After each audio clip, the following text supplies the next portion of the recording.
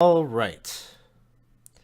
So, I am wondering, do I have a volunteer from our player group here that would like to give us a quick recap of what happened last time? We've been off for a little bit, so I think maybe a recap of the last episode would be in order. I can try. Uh, I know we talked about it a little bit, so I might need some help filling in the gaps. But we made our way back to Sigil, and we're looking for Hulister when we came across a new, uh, what do you want to call him? A lawyer, a solicitor, whatever. If you're in the if you're in the parliamentary system, do they call Oh, it a it's solicitor? I it's don't a know. legal representation. Yes, and Penton was the new character introduced to us who was offering to represent us because apparently we had become like hot wanted, go to jail type people. And so Penton, we agreed to let him represent us in exchange for signing stacks of large paper or large stacks of paper, and then he subsequently betrayed us and got us thrown in prison. Where we, what did you have a different interpretation on this, Penton? Well, it seems to me that by doing this betrayal, as you call it, I really put you in an excellent negotiation position, and now you are signed and commissioned by the authorities to undertake a rescue mission of reality, whereas before you were very much wanted people and falsely accused of several things, I'm sure. He's good. Yes. So he fell. We fell and landed on our feet, and he's taking credit for it. Uh, That's how lawyers work. yes, but we did. We had to fight our way out of this crazy gear type circular spinny prison.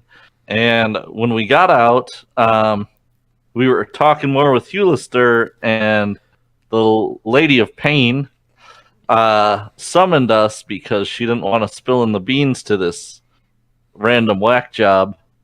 And she then commissioned us, right, to.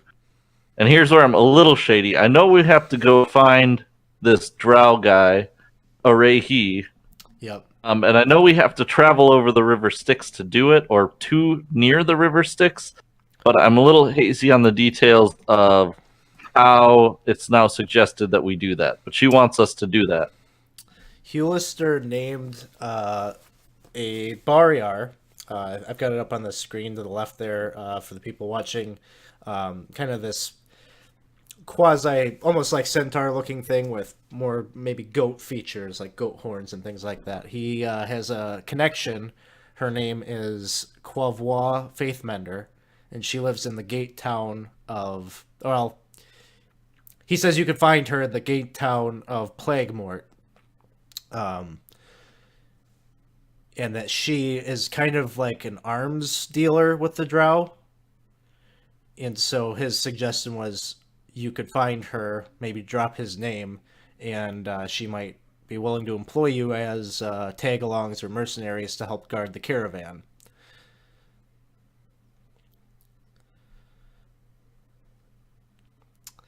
And the other piece of that was that the Lady of Pain had kind of threatened Penton a little bit.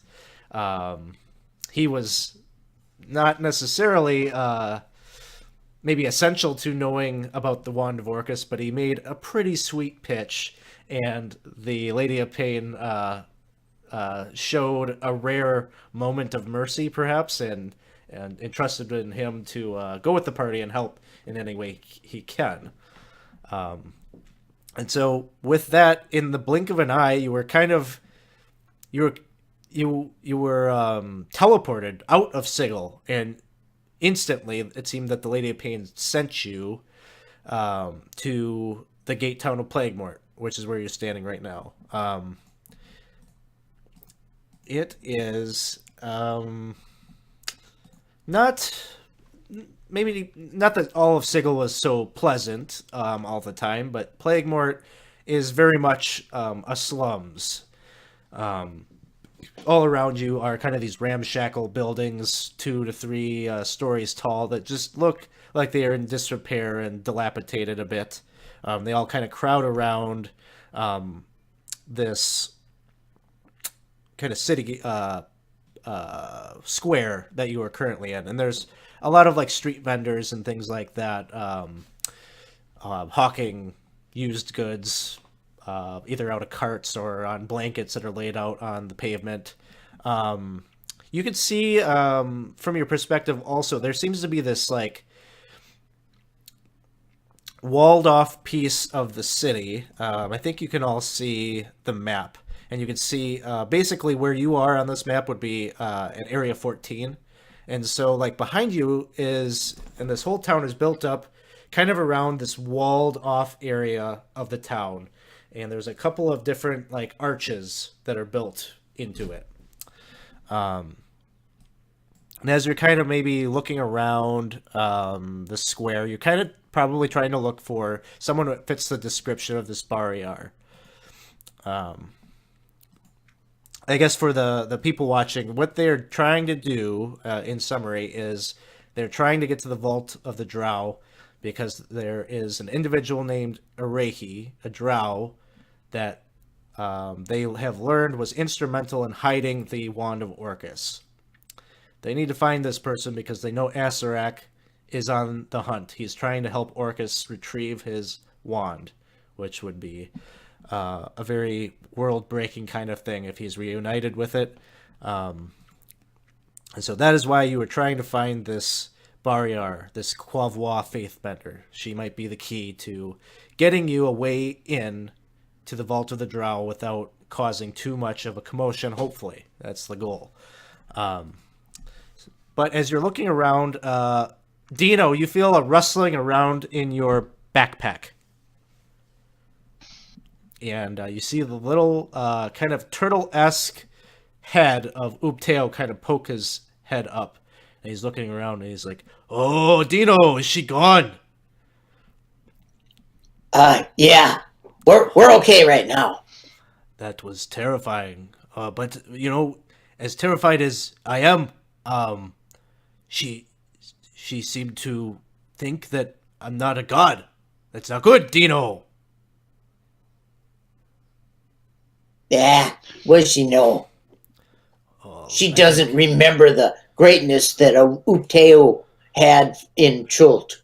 I know, but I'm worried that if she doesn't see it that way, then the people of Chult also don't remember that. Their faith is waning. Well, perhaps that will, in the short run, it may help you, that you may not be targeted like the other gods have been. Maybe, Dino, but I worry if they forget me, I won't exist anymore. We will get there as soon as we can, if we can find the right path, and we'll bring you back to prominence in Chult. Okay, well, I will tag along with you as long as I can. And then he's scanning around the area too, and he kind of nods his head and nudges it towards. You could see a woman.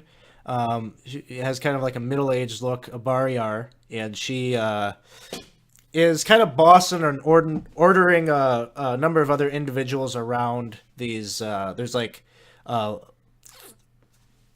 3 covered wagons, and there's a number of individuals that are kind of hauling boxes or loading up boxes into these carts. And he says, "How about her? She kind of looks like maybe that person that Helister was talking about, that Quavois."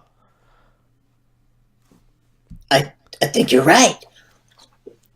Hey guys, what about her? Should we go talk to her? Yeah.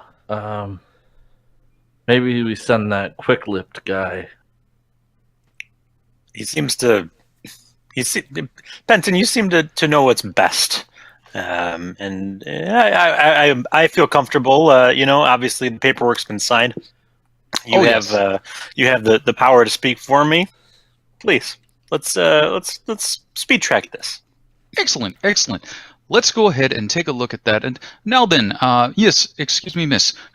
Are you the young lady that we are looking for? She seems kind of distracted as you approach her and begin talking to her. She's looking about at. She's really concentrated on these workers, and she does one of these kinds of things where there's somebody that's kind of lagging or struggling a bit to carry looks like a treasure chest, and then she like goes up with a threatening backhand. She doesn't actually strike him, but you can see this is enough to get him to hustle a little faster. And she says, "I'm sorry. Can I help you?" Yes, you see, my name is Penton, and I am here to present you with an excellent opportunity. I have with me several strong-backed individuals, quick of mind, fleet of foot, strong of grip, and basically the ideal companions for a traveling caravan, which How many are there? I am Four to of you? understand. There are 4 of us, yes, there are. 500 gold each. It's going to take about 2 weeks. That seems like a reasonable deal. Hang on just one moment. I do need to confer 500 gold. Okay. 500 gold does seem like a reasonable. You will be providing all amenities, etc., etc., etc. Paperwork. She just grabs it. She doesn't even read it. She just signs it. There you go. This is going to be loaded up in about an hour. I suggest you supply up. It's going to be a rocky journey, but if we all keep our heads low and you all just stick to the protocol, we'll be fine. Excuse me. Hi, I'm Reggie. You are? My name is Quavois. Quavois. Such a pretty name, Quavois. Quavois, it's a pleasure to meet you. We are so excited to be joining your caravan. I think it's going to be awesome. We can definitely keep our heads down. We don't really attract attention. We usually just kind of sneak through things. So I don't think that's going to be an issue whatsoever. However, I'm just a little curious. What do you mean by protocol? You follow my orders and my lead. Mm. You don't act unless I tell you to act. Mm-hmm. Keep your eyes down, and we might run into some demons along the way. Yeah, we've seen them before. Ignore them. Oh. Our cargo We don't- is very precious, but it is Okay. also marked. No one is Marked. going to mess with us. Really? So your reputation proceeds you. Not my reputation. And then she like points over at one of the crates, and there's like this black spider kind of imagery that is burned right into the wood. Do we recognize that symbol from anything? You can make a religion check. I rolled a 13. I believe my religion was a +6. Okay. That is very similar to the symbol of Loth from where you are from. And Loth is Spider Queen, the kind of the patron deity of most Drow. Fascinating. Well, thanks for the heads up. Thanks for the background. We're excited to be here with you. And like I said, we won't be any trouble. You've obviously never traveled the River Styx. It's so chipper. Nope. Haven't. Looking She forward kind to of it. Smirks a little bit. Okay. Well, enjoy the remaining time that you have of that ignorance. And Will she do. walks away, giving you some time here if you would like to do any shopping or things like this. Well, I feel like how could we have any money left after we just agreed to pay 500 gold each to go along with this caravan? Oh no, she's paying you. Yeah, Oh. yeah. You were being she's hired. paying This is us. a job. This She's is a paying job. Penton. Let's Oh, be yeah. honest. That's true. Let's be honest.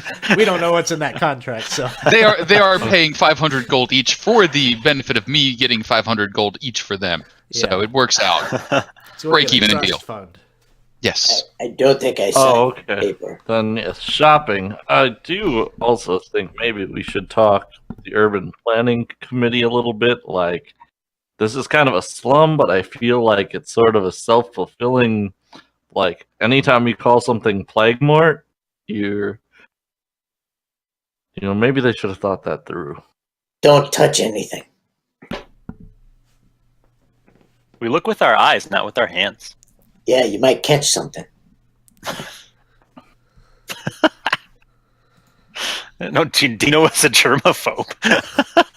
That's why that's the real It's reason called for the Dino suit. Plaguemore. That's why he's wearing the suit. It's Sid's bubble. Oh, I love that. That's good. All right. I think Reggie will probably. He's finished the book, but he's going to go back through and read some more of Torm's teachings. Okay. Yeah, you'll flip through the book and you'll uncover some more of Torm's teachings, which maybe this. It's a lot of review of the things you've basically mastered this book at this point. You've received the benefit from reading it, but it kind of reminds you of maybe to be while you want to be bold like you had been in past times, like when you were back in the Tomb of Annihilation. The teachings kind of suggest that your boldness can imperil others and kind of to temper your passion with your sense of duty. Cool. And hey, Shady Bonsai, thanks for the cheer. Appreciate that. So you kind of take some time. Anything else any of the others want to do? I kind of want to look for any place. I know it's a pretty rundown place, but any place that looks like they might sell magic arrows. Yeah, you can fairly easily find that here. You're looking for +1 arrows, Or like arrows that deal damage, elemental damage of some sort. Let me see.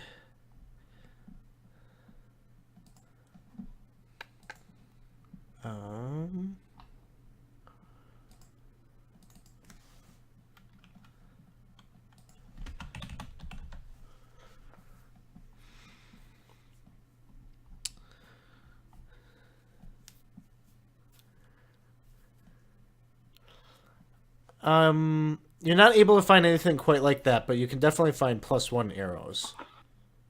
All right, I am gonna try to finagle myself some of those. Okay. You're kind of you find like a area of the market, and there's a tiefling vendor there that seems to be all of her wares are bows and crossbows and things like that. Basically, she has like a piece of like wood or board that she's laid out with like pegs in it, and she's got a few things that are hanging up, and she tells you that she'd be willing to sell you 20 arrows +1 arrows for 500 gold. Deal. Just got paid 500 gold. In theory. But I do have the money aside from that gold. So I will take them. I want to examine them to make sure I'm not getting ripped off. Make an intelligence check.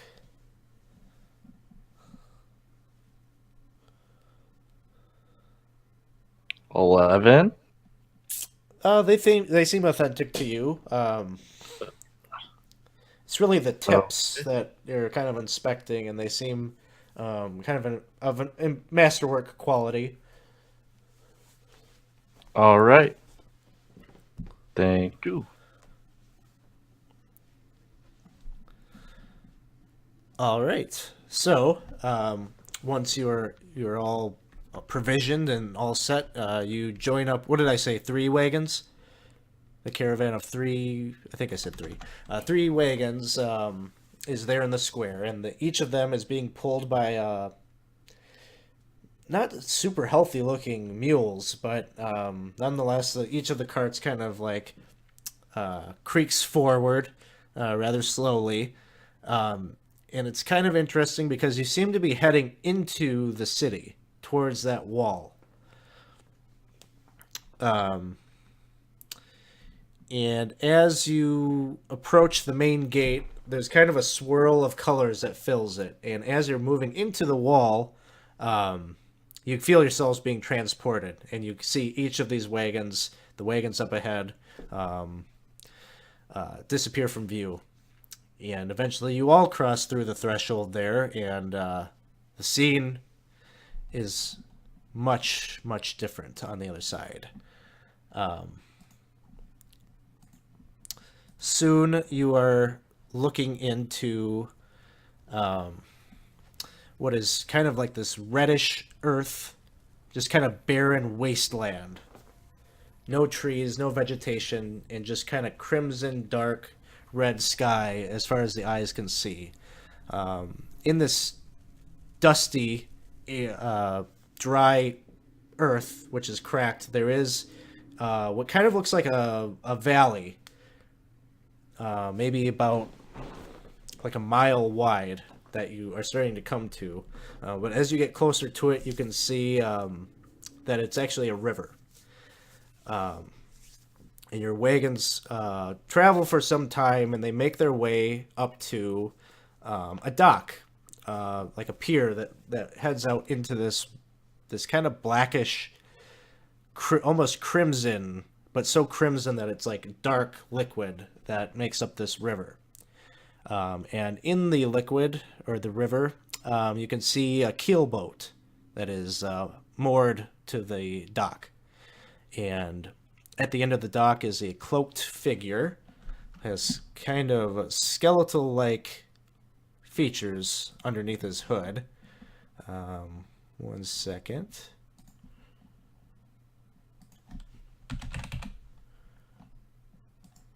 Looks like this, but he's got a bigger boat. He's standing at the edge, or at the end of the pier. It seems like he's expecting you all. And the wagons pull up near the pier, and you can see Quavois starts barking out orders to her crew to start unloading the crates and to take them over to the boat.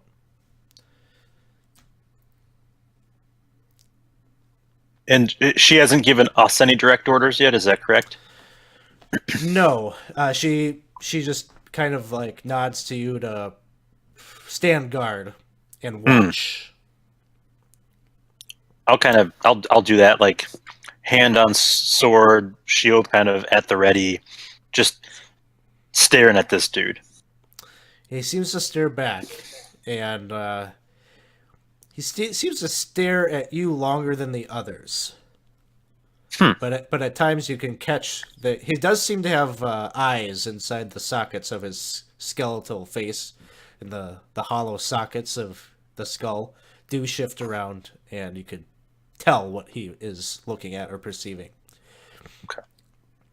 Actually, Go ahead. I was going to say, on that note, Penton sort of looks down at himself, and he's dressed in just new-looking adventuring garb. Like, it looks like he bought the kit and is now wearing the, here's my adventuring robe, here's my adventuring backpack, here's my 10-foot pole. But he goes and looks around these three and just goes, all right, if I was someone who worshipped Lolth or was a demon, would I see anything super offensive on these three?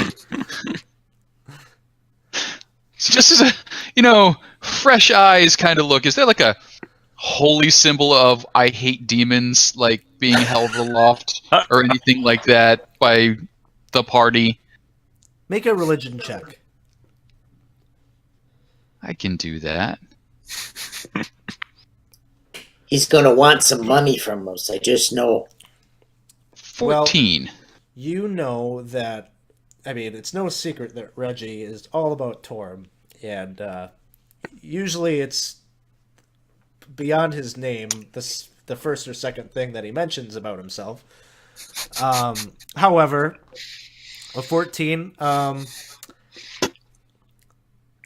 the you suspect that the fear of Loth, for the most part, is going to be way greater than any animosity that might be attracted by his, outward expression of his faith. And so, hard to say, but what Quavois said about this being kind of protected goods seems reasonable. Okay. And pretty soon, all of the cargo is loaded up, and you see the other crew members seem to file up, and they each individually seem to have some kind of a conversation with the ferryman there, or the captain, this Marinoloth captain. We're not able to really hear any of it? Too far away, or? Yeah, at this point, Quavois says, file up. And she says, so we're getting in line kind of thing? She says, yes. If we're going to make this voyage, we are each going to need to pay the toll. And for each of us, that's going to be different. Okay. And soon the line gets shorter and shorter as you ponder what she could possibly mean by that. And then she is right in front of...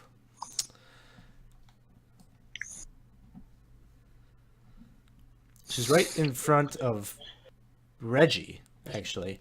And you see her start a conversation with the Marinoloth. You can make a perception check, Reggie, to see if you can hear what they're talking about. That'll be a 6. Okay. You're unable to hear what she responds to him with, but you can hear his voice say, "What will you give me?" And then she says something kind of in a hushed tone.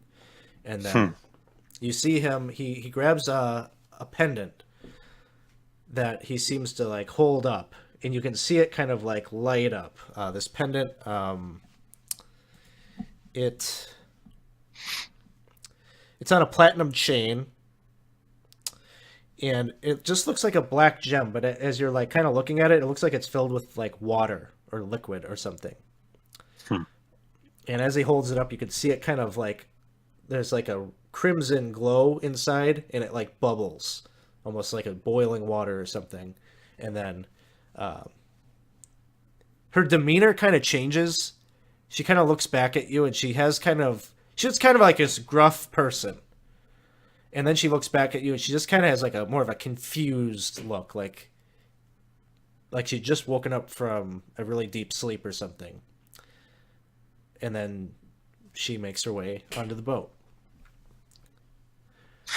Does the necklace have... It sounds like it might have some resemblance to the Soulmonger. Is that accurate or not? Not so much. I don't think it's making you... It's not reminding you of that, no. Okay. And then he motions for you, Reggie, to step forward. I approach, still hand on the sword. I'm not threatening to pull it out or anything, but just kind of ready.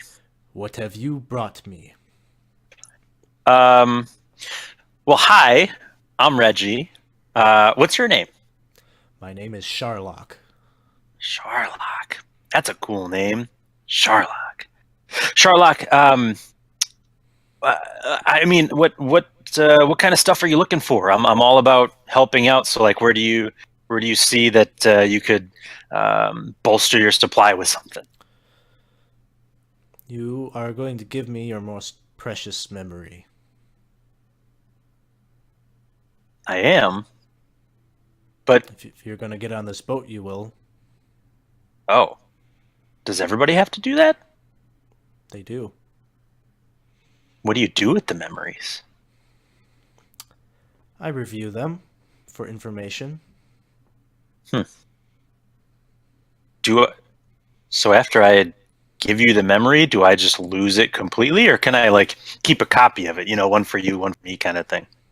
It will be completely removed from your consciousness. How do you know that I'm not just going to give you a memory that doesn't matter to me? You kind of get this sense that he's grinning under his cowl, and he says, "I'll know." And if I don't give you this memory, Then you will I not can't get on the boat. get on this boat. That is the price. I'll look back at the other three and see if they've seen, if they're like hearing this and getting this. They, I think your comrades probably aren't so. They're okay with kind of like listening in on your conversation. You're inviting them to like join it, so they're hearing Okay. this as well. Okay. Well, so how do I just tell you about it and then you take it? Is that He holds. I've never up, given a memory before. He holds up the pendant and he says, "You don't have to recount it. I can simply take it."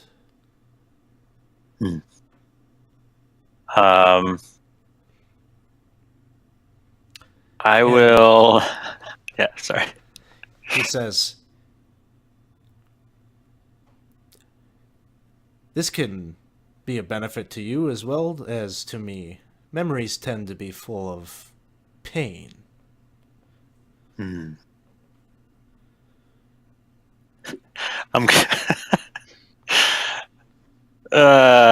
Okay. All right. I will. I will.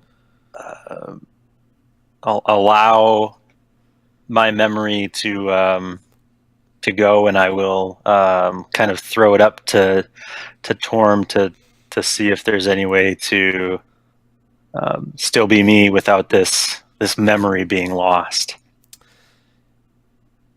You don't know, and you feel very alone in your spirituality, standing here on the first level of the abyss. I'll okay. I'll kind of like almost like Ricky Bobby, like not sure what to do with my hands and the microphone. Kind of like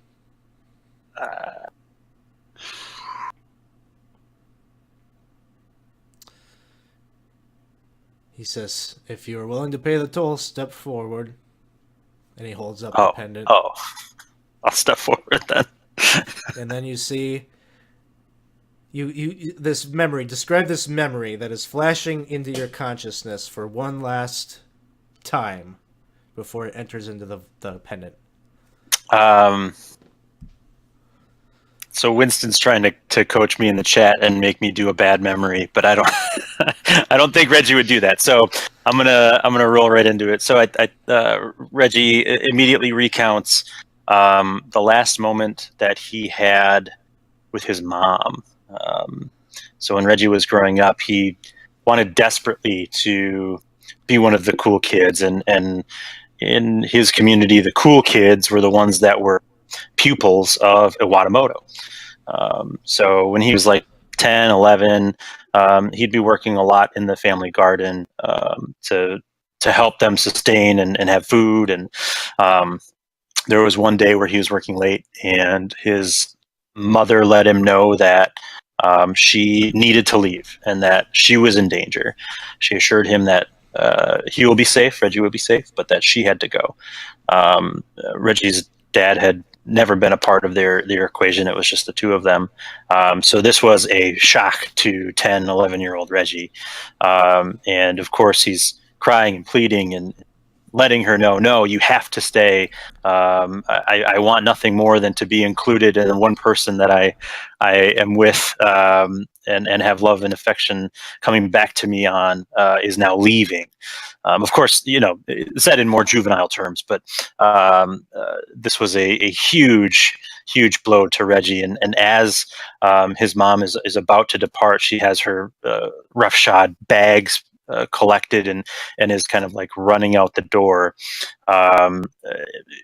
He didn't realize it, but Iwatamoto was kind of approaching them in the garden as she was taking off, and by the time that she was about to leave, he realized that his mom said thank you to Iwatamoto before running off.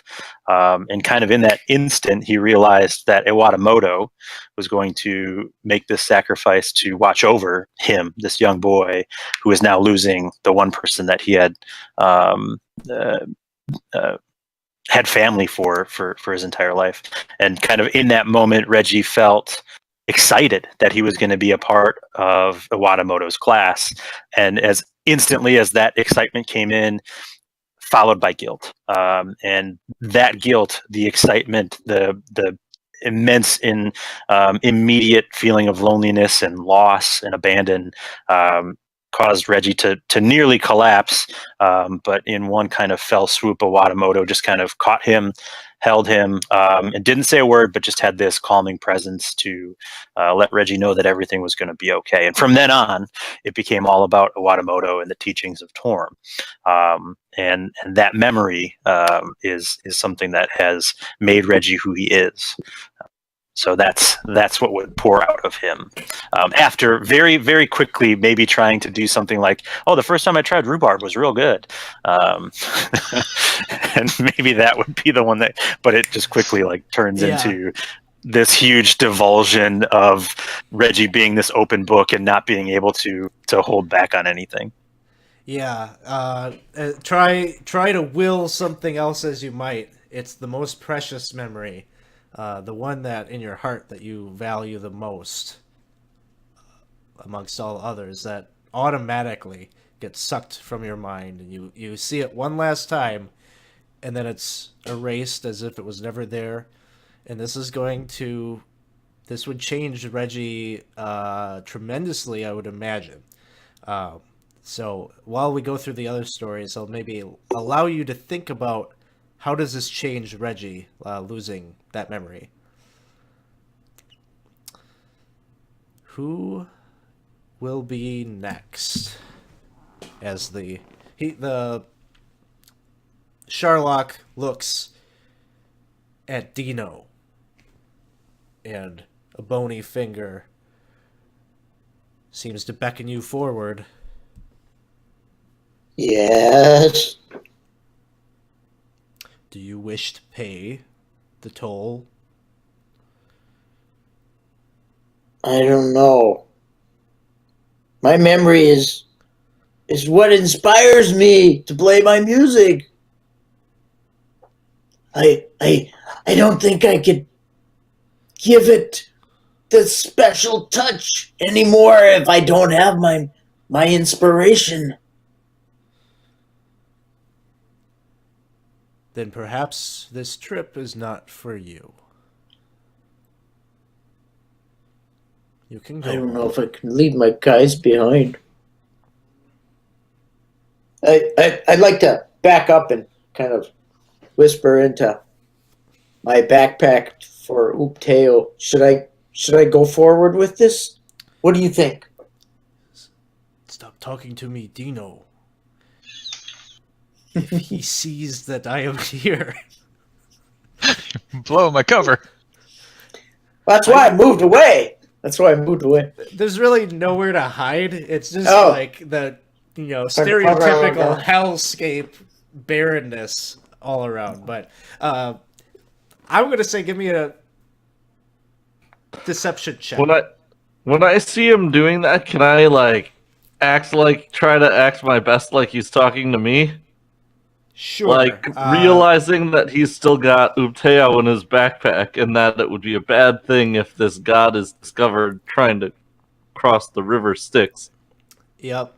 I'm gonna give advantage on this roll for Dino.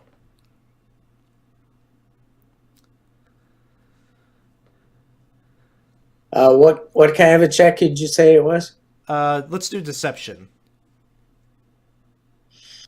You're trying to make it seem like you're not having a conversation, and then Azad comes in with the save to make it look like you're having a conversation with him.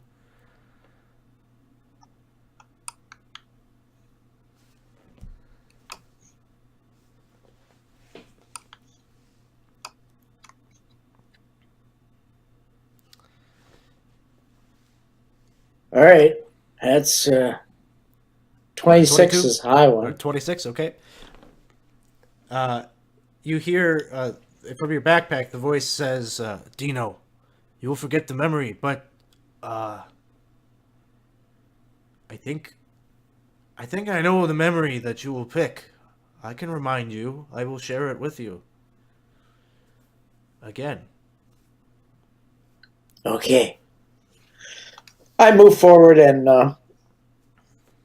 divulge my memory of my love for music and the discovery that I had of it when I was very young. The decision that brought me to become a bard from the start.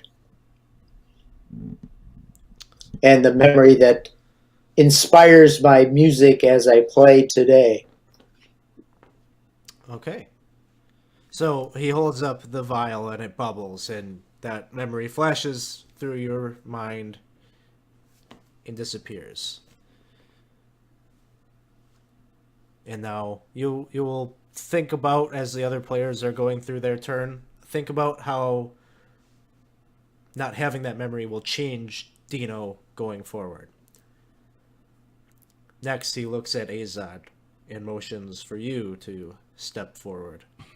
And he says, will you pay the toll? One quick question. If we need to take this ride again, do we have to give you the next most precious memory? You're a planner. You will. Okay. And then he points over to Quavois. She has lost many memories. Never to get them back, huh? Like I said, sometimes to lose a memory is to remove pain. Okay. Last time, I took the memory of the death of her daughter. Today, I remove the memory of her birth. So now she pretty much doesn't even know she had a daughter, huh? Well, that's dark. But yep, I will step forward.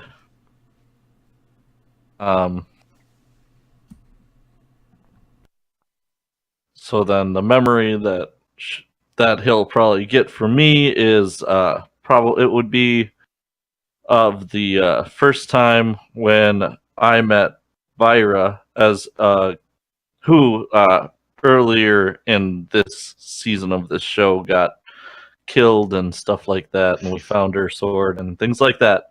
But as a Githzerai, we're always warring with the Githyanki and things like that. And I was a forward scout and tracking a Githyanki basically raiding party that was slaughtering a village, and I was trying to save this child, and one of the Githzerai knight or Githyanki knights saw me, but it turned out to be Vira, and we just kind of had this standoff with this trembling child in my arms, and she just left a note on the ground that later would lead me to a Shazal Ku hideout, which is basically how I got into the business of where I met her, or like how I got to know Vira more, and where how I got into the business of saving refugees, basically, and which eventually led me to the the Horizon, or to become this Horizon Walker that I am, and to the what is it, the Planeswalkers Guild? Yeah, the Planeswalkers Guild, and so it's basically the memory that formed how I became, or why I became who I am. And with that memory of that friendship and that kind of origin story of how you came to be with the Shadowkai, or Shazal Ku, I think. or yeah, Shazar Kul. It's gone and enters into his pendant, and so you step onto the boat with your other friends who all seem to have kind of like, you're aware of what you just did, but you're aware of what you did, and yet you are unable to know what exactly you gave up to be on this boat. It's probably a very sinking kind of feeling. And then Penton, who is the last remaining person on the dock, he motions you forward. What? Now, I do have a quick curiosity for you. It occurs to me that should I have a combination to a safe or some other sort of reward for some millions of gold, I could pass that along to the next person in line, then have you remove that, therefore denying me millions of gold, obviously quite precious, and then have them do the same, and so on and so on. I'm curious how you have avoided that particular tactic for so many years. Do you have such a code that is your most precious memory? I do not, but I am quite curious because I could acquire such a code. But I'm offering you either that memory, therefore removing that trick from existence and never having to worry you again, or one from my childhood, which is a bit boring for all involved. Make a persuasion check at disadvantage. I will make a persuasion check at disadvantage, but I happen to be a diviner, and I know that his counter is going to be a 1.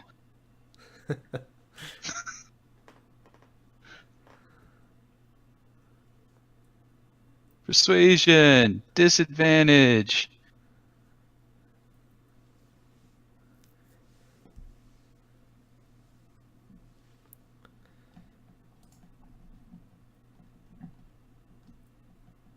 Uh, 21 for me.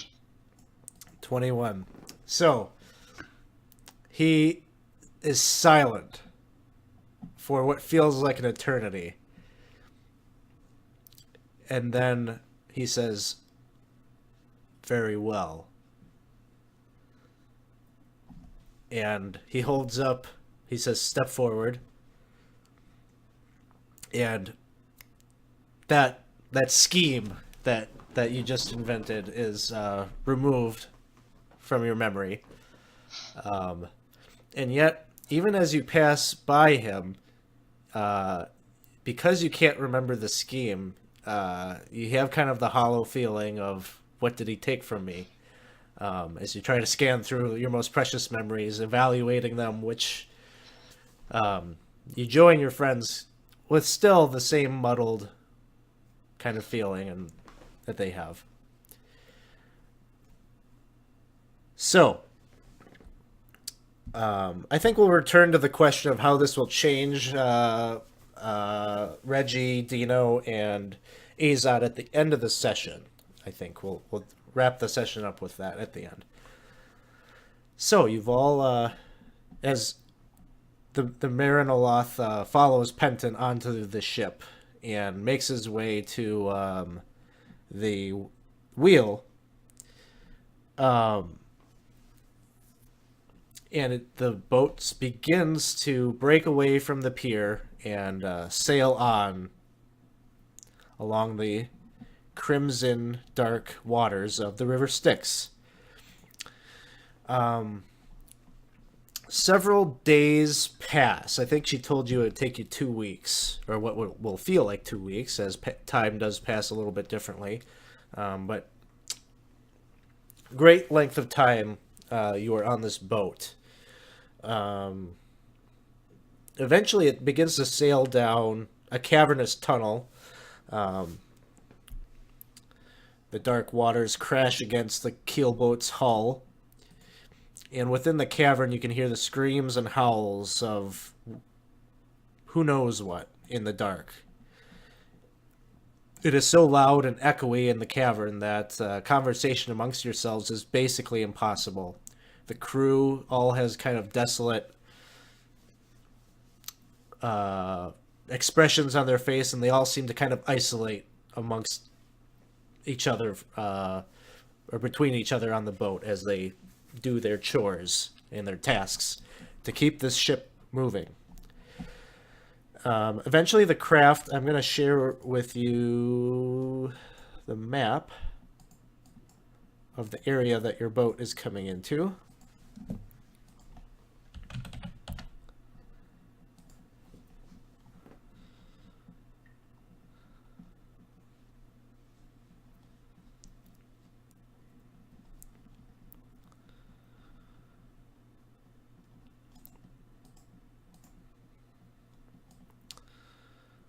And it'll probably take a little bit for this to load up on your screen, but basically your boat will be coming in on the southeast side, or the bottom right side of the map. And I'm crossing my fingers that my Fantasy Grounds does not crash as it is trying to figure this out. It looks good. Yes, okay. So yeah, you're coming in from the bottom area there. I'll put the little I'll put a little token there to designate where you're at.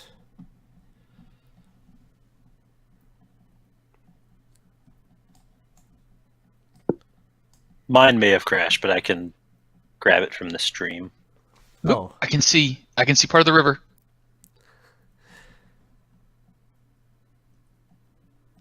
Yeah, hopefully Or maybe it's just slow.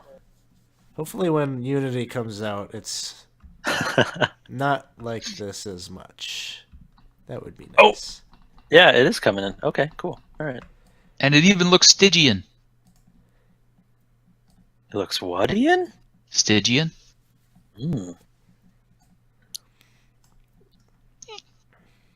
So, your boat is making its way through the cavern. It starts to open up the cavern, and you're beginning to look up into an open sky once again, that crimson, dark, cloudy, apocalypse kind of feel above you. The sky seems to be dominated by a bloated red sun. Off the shores of the river, at this point, the river is it's like a mile wide, and your boat is coursing down the center of this. You could see at points, kind of, there are these really tall, maybe 100 feet tall, like cliff sides, and you could see like watchtowers and fortresses of like kind of demonic black iron crafted structures that seem to look over the river. And as you move forward, you see up ahead there is a number of different land bridges that crisscross over the river, some 100, 150 feet, even 200 feet up. It's just kind of this dizzying labyrinth of this kind of molten rock land bridges that cross over the river. And at times, you see armies of demons and devils clashing in battle overhead. There's currently a great battle that is taking place just up ahead at a land bridge about 100 feet up between hundreds of barbed devils and demonic Tenari demons.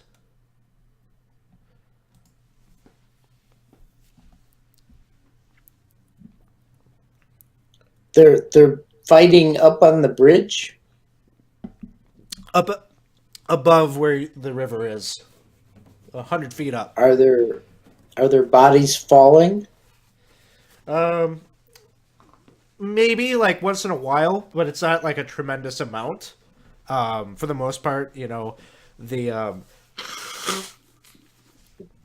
the the combatants are falling in battle up above, and you can't really see what is exactly happening. I'd like to seek out Quavois and see if this is a normal thing. I imagine it is from what I've heard about the river Styx, but just to make sure that we aren't in any immediate danger. Remember, Reggie, she did say, eyes down, and just follow her orders, and that we should be safe. So She seems she still maintains that she's unconcerned with that battle up there. She says, Hmm. "That's the blood war. You could expect to see it here, but it doesn't concern us. Okay. What we carry belongs to Loth." And she looks up and she says, "None of them up there look anything like the followers of Loth. They'd be fools to split off from their battle and come down here to ransack our cargo. We should be just fine." Perfect. So as the ship moves forward, the war comes to you. As you can see, just as you're getting right underneath the landmass, the entire land bridge up ahead implodes or explodes as if it was rigged with tons of TNT or something. The whole thing just shatters, and shrapnel comes dropping down, along with numerous bodies of these demons and devils that fly down. The shards of this happening are raining down on your ship. It's taking damage, and you all can give me dexterity saving throws to try to avoid being hit yourselves.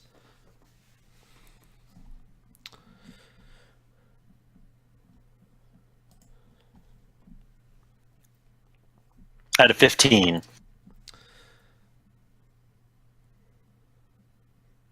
Not so high.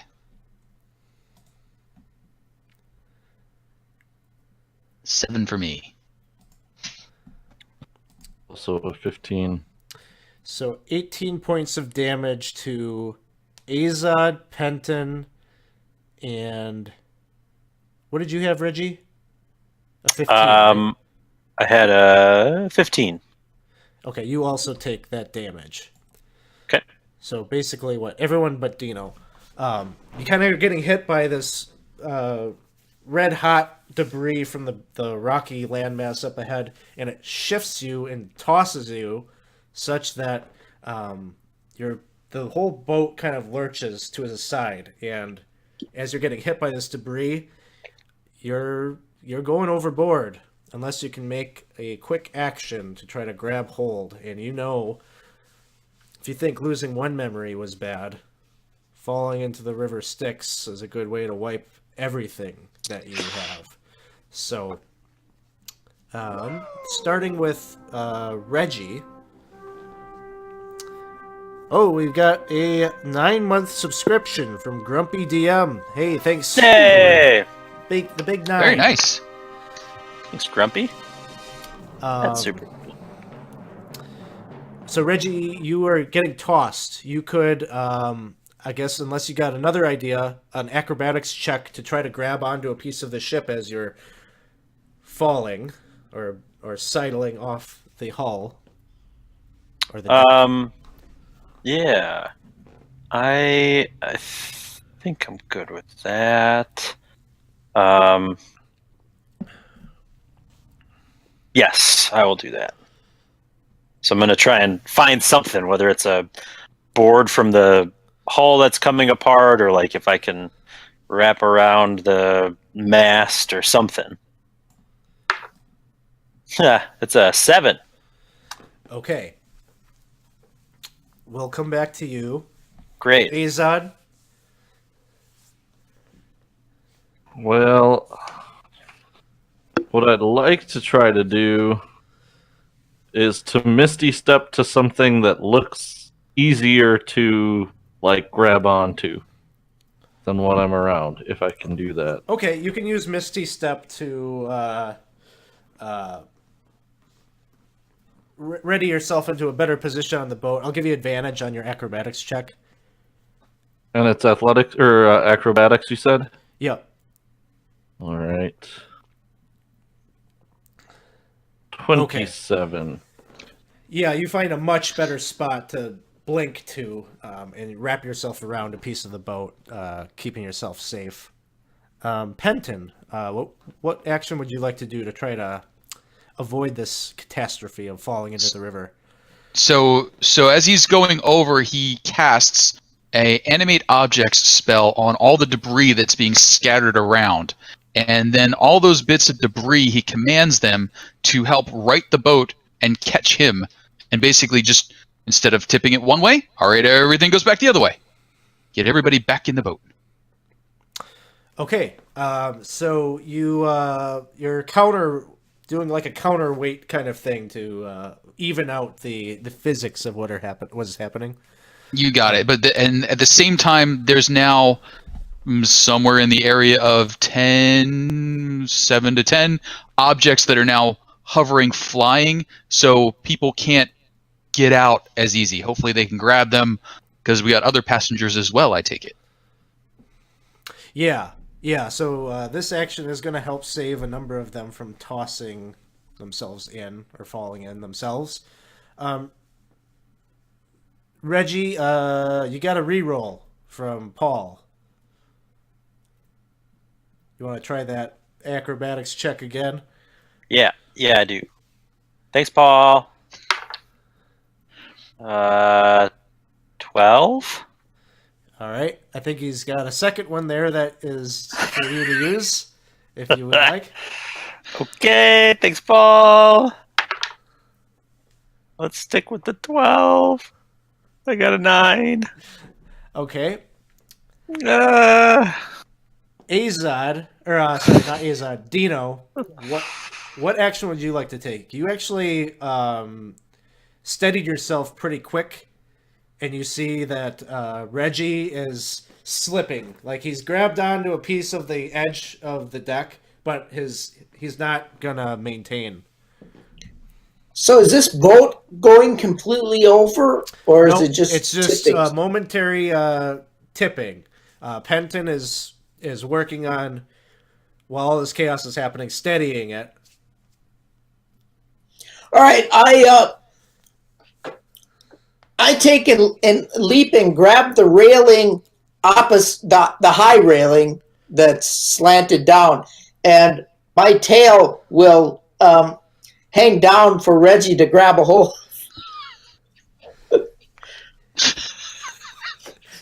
Grab onto my tail. The tail of your costume? Yeah, but it's fastened pretty securely. Hang on, Reggie. Reggie, give me a strength athletics check. you got it. That's a 7. Reggie's That's a hand 7. slips. Oh, okay. Winston just bought 5 rerolls. Whoa! Winston! Come on, you can't Eventually get you them gotta all get above bad. 10. The odds are in your favor on this. They are, so I should go again, huh? I'm going to give you a bardic inspiration as well. Okay. So what do I get? A D8 on that? Or is it a D12 now? I believe it's a D12. Wow. There we go. That would be a What was it? 30. Sort of went the other way with it. 3-0. Yes, 30 will be enough. Excellent. That's an 18-point jump. Okay, Winston says this is Torm reaching down. And Yeah. And you ready yourself onto the boat. Penton is... what were the objects that you were animating? So all the debris that was falling and basically Oh, everything okay. that just got kicked up. So all the stuff that was hitting one side suddenly freezes in midair and then works to steady out and then kind of floats around, helping people back in. So And- this works, and the boat steadies itself pretty quickly, and everyone is safe, actually, because of that. Now, I'm sharing with you an image because it's not just debris that ends up on the ship with you. As you see, this monstrous, almost...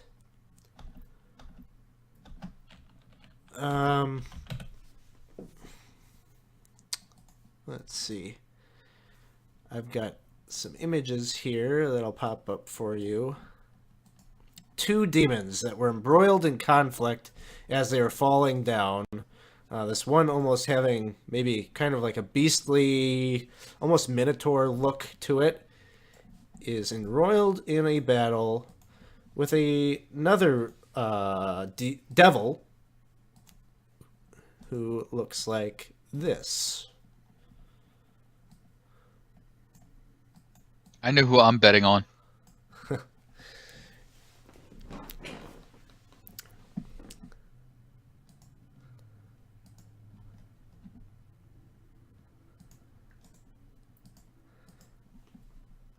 So,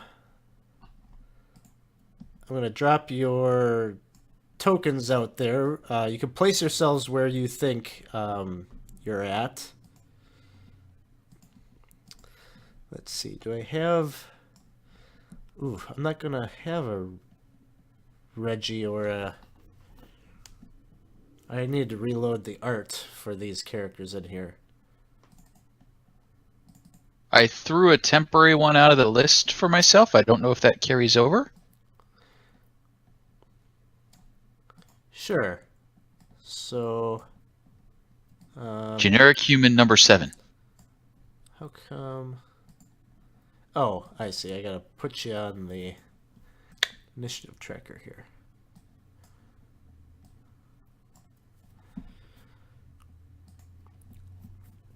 Let me throw one on for Reggie.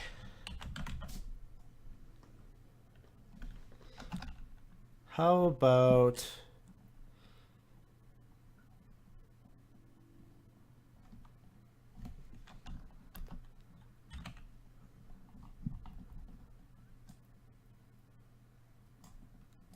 How about just an R? That'll Yeah.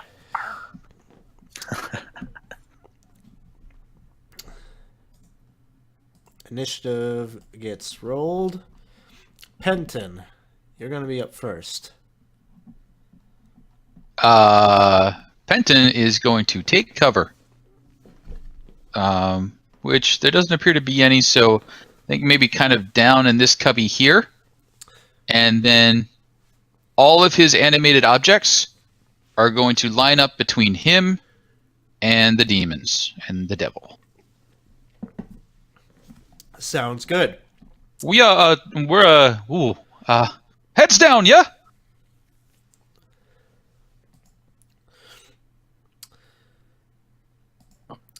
You see 2 Vroks are coming down off of the bridge. These winged, black, kind of bird-like demons with razor-sharp claws come flying down and are right alongside the ship. This larger of the 2, the demon, the Garistro, charges forward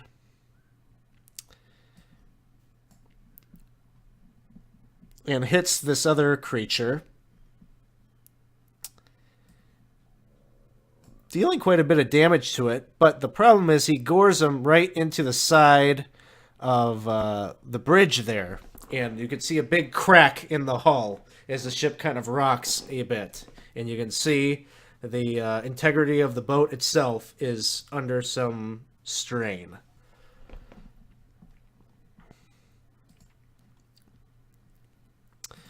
And then it is Dino's turn. How far away are we from the shore? Or we got a long ways to go yet? Long ways. The river is like a mile in width. And you're like in the center of it. Okay. And we were supposed to avoid these demons getting involved.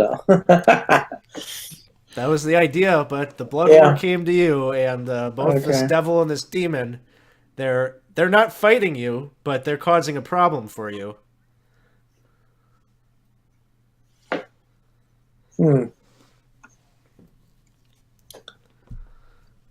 Oh, jeez.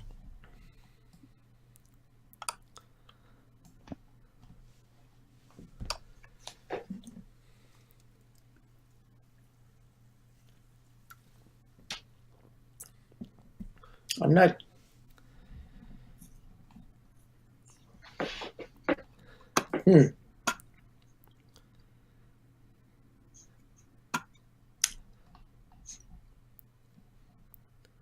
Well, I guess we're gonna have to fight him. I guess I would kind of wanted to avoid that, but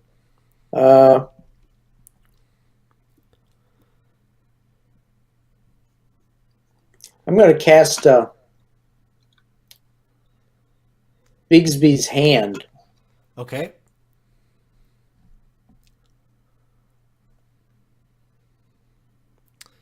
And who is that?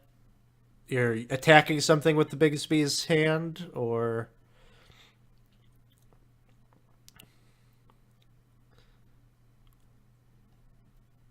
I'm gonna have to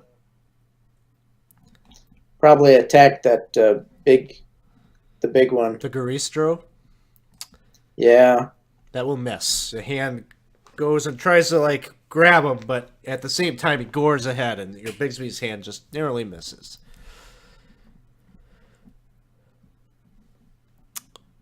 Okay, and then it's Azad's turn. All right. Being as one of my favored enemies is devils. Do I know which one of these is a devil and which one's a demon? Yes, the Garistro is the demon, and the one with kind of the bullish appearance that is wielding a morning star is devil. All right. Well, I dislike devils more than demons, I think. And so I'm going to try to cast Banish on Bael. Okay.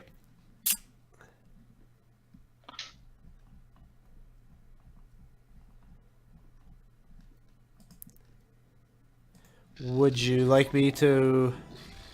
Roll- Yeah. Sorry. roll it? Okay. I can't find it. So just roll a wisdom save. Wisdom save. He gets a 15, which I imagine fails. It does fail. He will choose to succeed. Oh no, he's one of those. He sure is.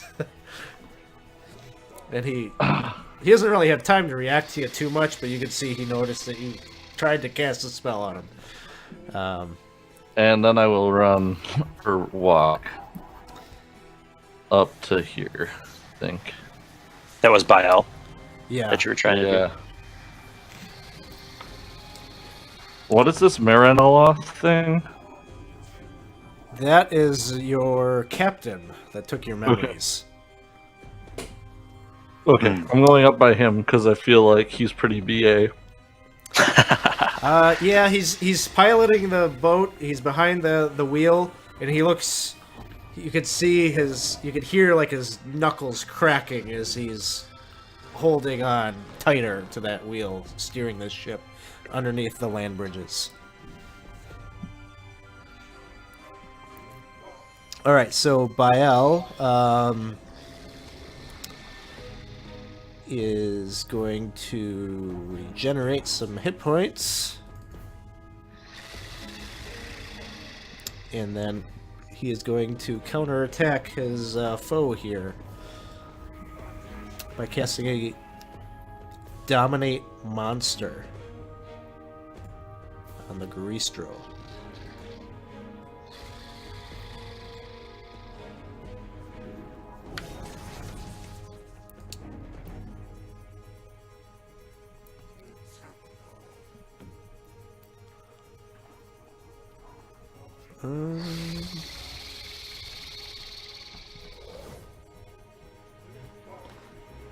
You see that the Garistro seems to stop attacking Bael and fall under his command.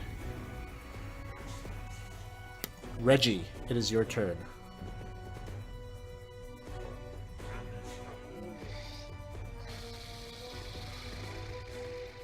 Okay.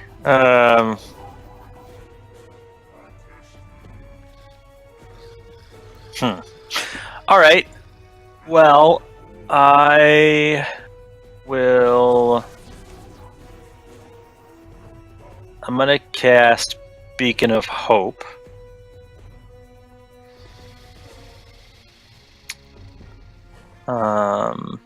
Just to put it out there for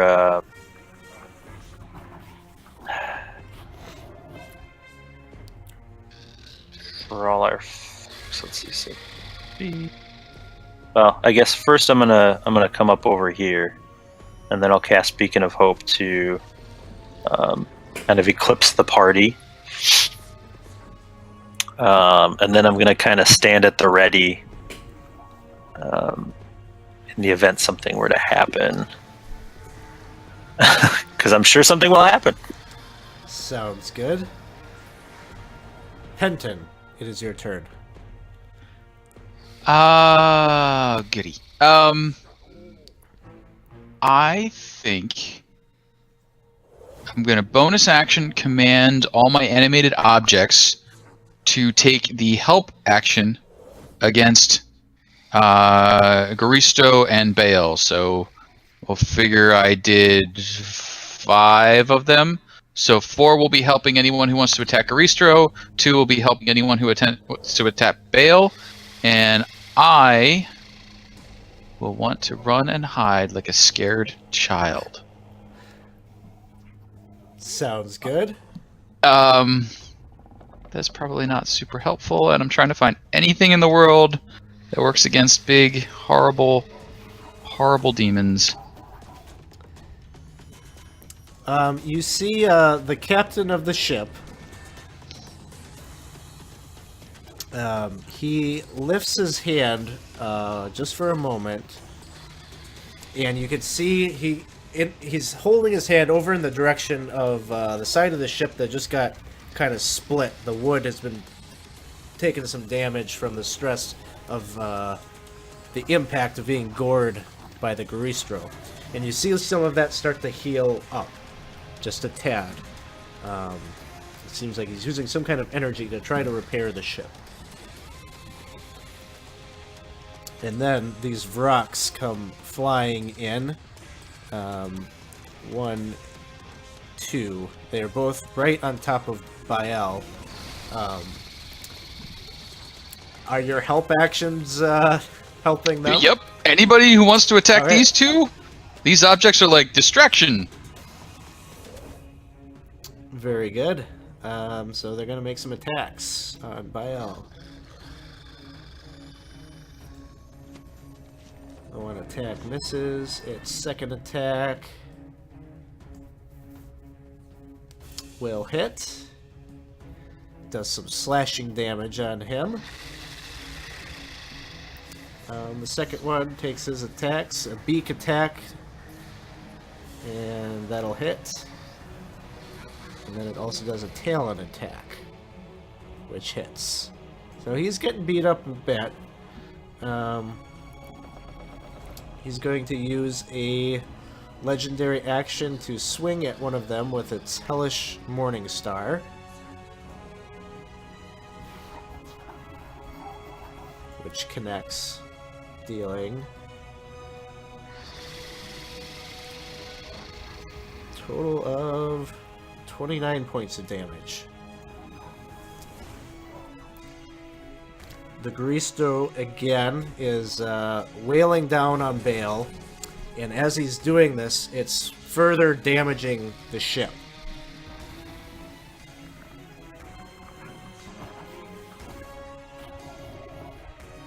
As well as Bale. So fists are coming down, missing Bale, but doing damage to the ship. So another 24, and then a hoof attack. Hits. And another 10. Okay, Dino, it is your turn.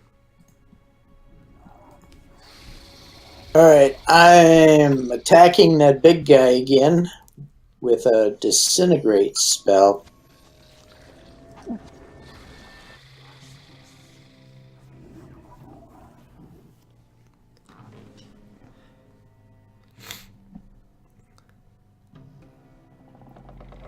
What do you need from me? Is it a con save? Dex save? Dex save. Okay. 15. I imagine that fails.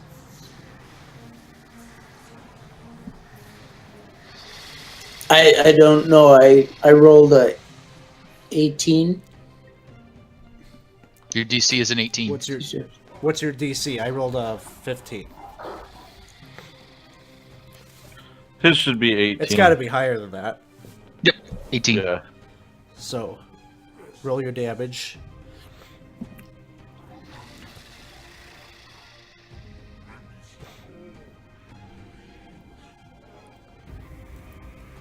All right, 80 points, huh?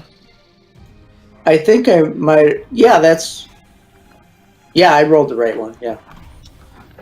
Okay.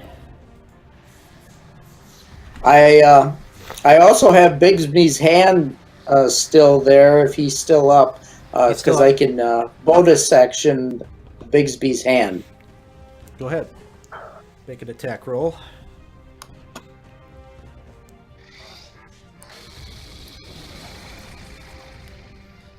That will miss. Ah, All right. Izod. Right. Have just come to realize that my favorite enemy is actually fiends, not just devils, so I dislike all of these things. So I want to see who did Shaggy just nearly disintegrate? The Garistro. Okay, so I'm gonna take a shot at the two rocks in the Garistro using my There Okay. are 3 animated objects distracting the Garistro just in case advantage is tempting for you. I'll take the advantage on the Garistro then. Can I get that, Yep. Alex? Okay. So my first shot will go against the Garistro then. You know what? I won't use my +1 arrows yet, so I'll just use this. All right. I believe I hit him. Yes. I'm going to use my. Is it Planar Warrior? I haven't played this guy in so long. Here we go. To turn some stuff into force damage. Nice. So all of that damage should be force damage. And then I will take a second shot at this rock.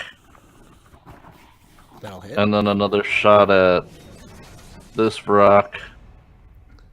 Hit. Alright, and then I'll just drop normal damage on each rock. All right. And while I was doing that, I was teleporting all around the pilot of our ship back to my original spot.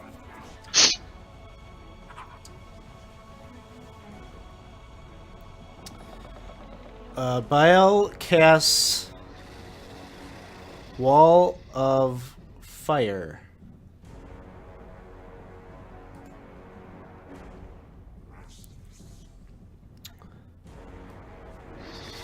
Where does he look like he's... Wait, hang on. Wall of fire? Yep. Fire on boats is bad. Counterspell. What level do you cast your counter spell at? I will. Wall of Fire sounds like something I should probably cast at like 5th level 4. Okay.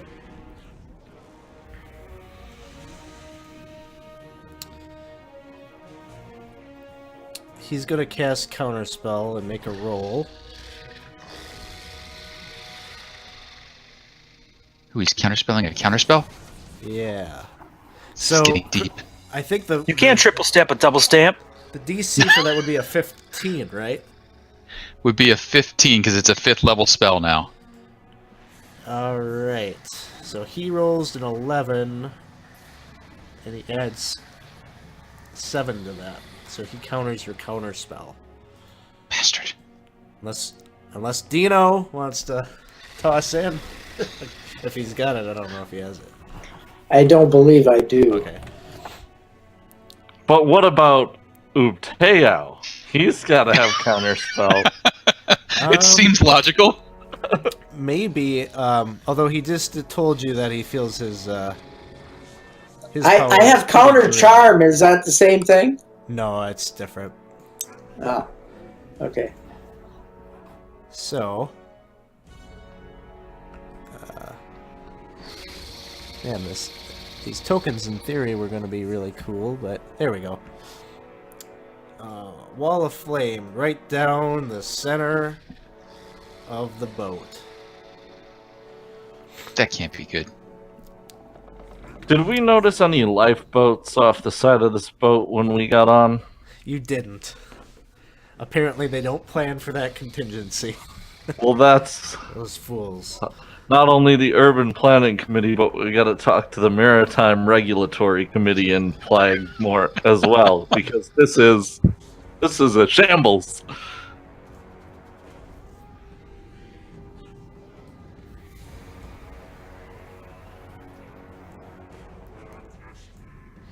Alright, so that's what he does. And then it's Reggie's turn. All right. I am going to cast Guardian of Faith. And I'm not moving there, but can I have my Guardian of Faith go here? Sure. Okay. So, any creature hostile to you that moves to a space within 10 feet of the Guardian for the first time on a turn must succeed on a Dex saving throw. 20 radiant damage on a failed save, half as much on a successful one. Guardian vanishes when it has dealt a total of 60 damage. Okay. Let's just resolve the damage from this right now. I know it's not exactly how the spell works, but Sure. I need to make saving throws. Correct. Dex. Spell save DC of 16. The Garistro fails. So that's 20. 20 to Garistro. All right. Yep. 20 to Bale. Cool. Or, he's got to make a save.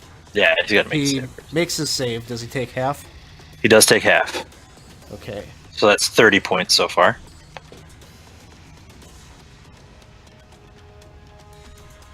And then the Vrock saves, takes half, Okay. so 10 Yep. damage So, to that. so he's got 20 points left before he will vanish. Okay. And then I will stay put. All right. Bale takes a swing with his Morning Star using a legendary action at the Garistro.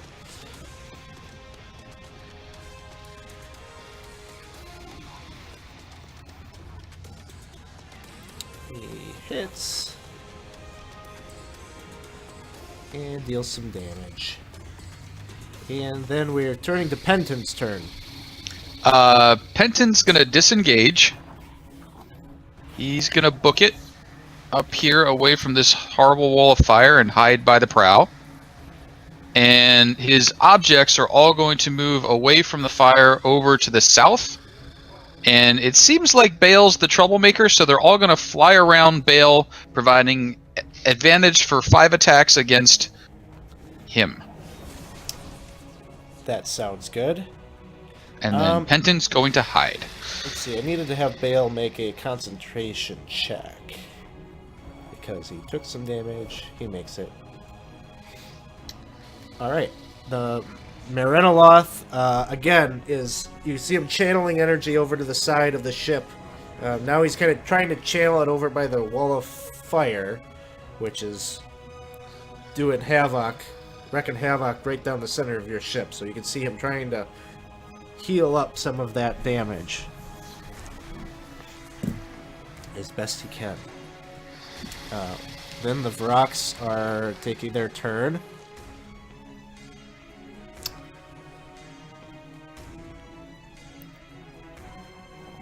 Vrock 1 is continuing to swing down on Bale. He hit.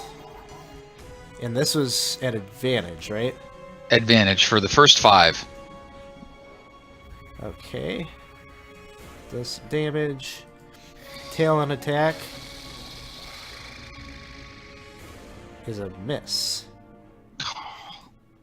Vrock 2 is going to take its 2 swings with its beak. A hit. And then the tail on attack hits. Dealing 13 points of damage. Let's see. Wall of Fire. Does anyone know offhand what it does on subsequent turns? If you end your turn in it or within 10 feet of the fiery side, you take 5d8 damage. Actually, positioned it, I guess, right there. How much was it? Dex saving throw versus 5d8 damage. Got it. Thanks.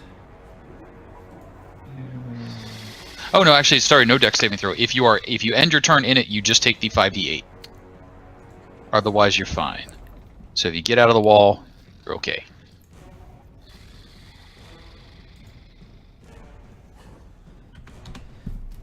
The Vrock takes that damage, and then the Garistro continuing to wail on Bale with his fists. Advantage, I believe, yet? 1 I've left. used 4 of them, okay.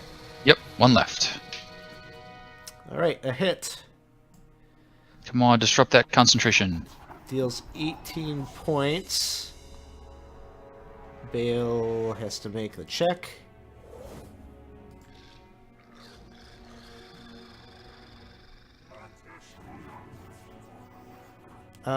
Let's see. He makes it.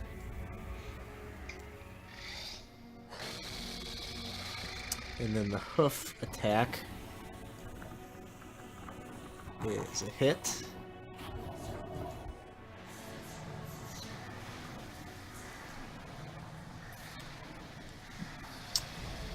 And Bale needs to make another check.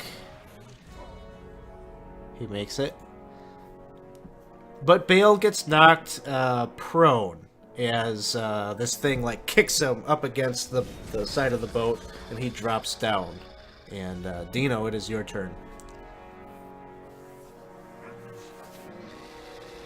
All right. I am firing my bow at the big guy there.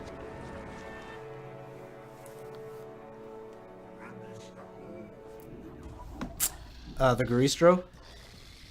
Yeah, is that a 17 hit? That misses. All right, I'm going to take my bonus action to hit with Bigsby's hand again.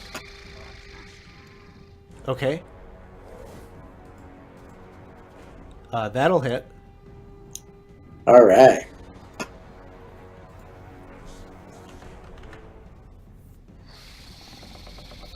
19 points to the Greastro. Yeah. All right. Yep. Azad. I am going to do the same 3 people I was attacking before. Is it safe for me to go on the upper deck through this, like past the fire? I don't think the fire isn't down the upper deck. Okay, so if I just sort of do my teleporty thing over into here, You'll be fine. I'm taking 3 shots along the way. 1 at the Garistro, That'll hit. and I will add my bonus action, add some damage to that. So he'll take 23 force damages, and then Rock 1 and Rock 2. Both are hits. Shoot some damage onto both Brocks. And now I'm on this side of the fire so that I can keep line of sight on Bale as well, if I need to. All right. So Bale takes his turn. He stands up.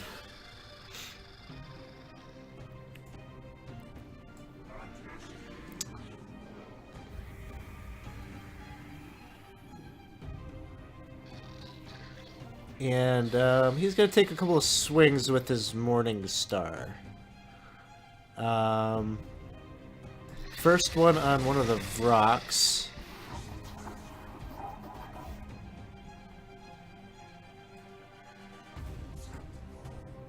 He hits it. He drops it. And then he swings over at the other one, trying to incapacitate that one as well. He hits it. And it doesn't look very healthy. Reggie, it is your turn.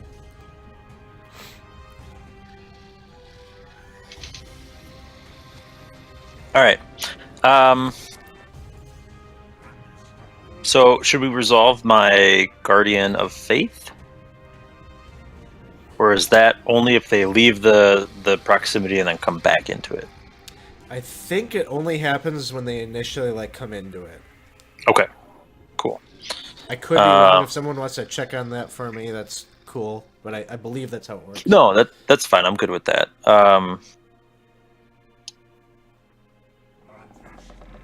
So potentially against my better judgment, I'm gonna come up here. That means that I can effectively take a couple swings at this boy without going into the ring of fire or this wall of fire. Is that correct? Yeah, you could be right there and swing at him. He actually takes still up. be. Yeah, the 9 Okay. squares. Yeah. Okay. Cool. So I'm gonna go ahead and swing at him then. That's a crit.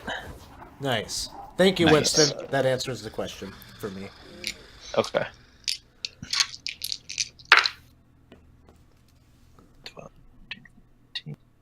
20 points of damage, Got it. and then I will swing again. That is a 22, which will hit, I'm assuming, Yep. for 12 points.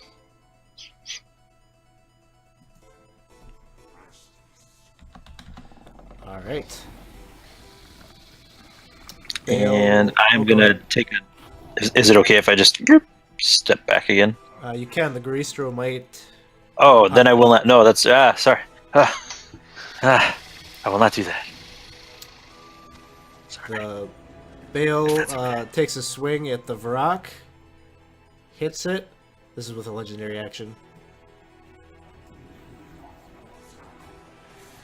Deals 29 points of damage to it. It's still up. Penton, it is your turn. Okay, Penton's going to keep his 5 objects focused on Bale at the moment, and he's going to add to that maybe a little insult to the injuries. With the advantage, he is going to help do a thing. With the advantage granted by the object, he is going to cast Chill Touch on Bale and try and stop him from gaining hit points back. Ah, very nice. Probably not, though. Ooh. Did it not hit him? It did. What hit happened? him. There's a hit. Okay, let's see some There's damage. Demosh. All right. Some demosh. And can't regain hit points. Do I drag that effect to him, or just you note it? I will make a note of that. Sounds good. And 4 remaining helper objects and hiding in the corner. Sounds good. The Marinoloth tries to heal up the ship a little bit. It sustained quite a bit of damage. And then the Vrock is going to attack Bale. Does he have advantage? He does. 4 more attacks for advantage. That's a miss with the beak. And then Talons come into play. And it's a critical hit. Nice. Dealing 17 points. The Garistro takes its turn.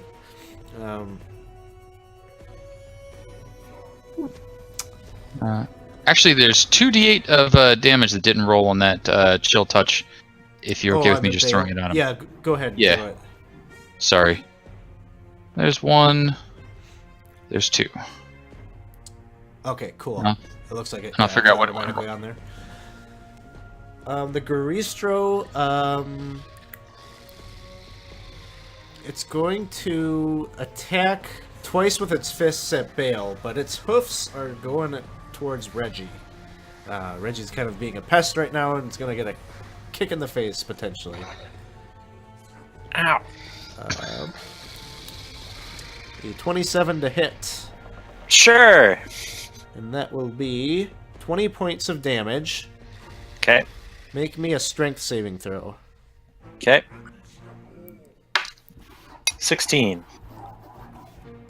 You get knocked prone. Awesome.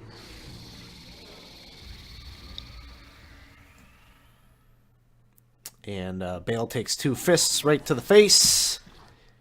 And the Garistro is taking some fire damage.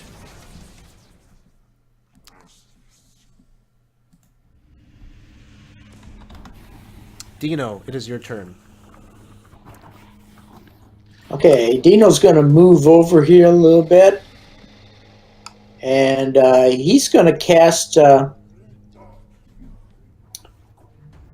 Power Word Stun on Bale there. Okay, that's a saving throw from me, I believe. Constitution, I believe. Okay, he rolls a 17, but he's probably gonna. That's probably a failure. He's gonna use a legendary reaction or resistance. Is there a consequence for saving?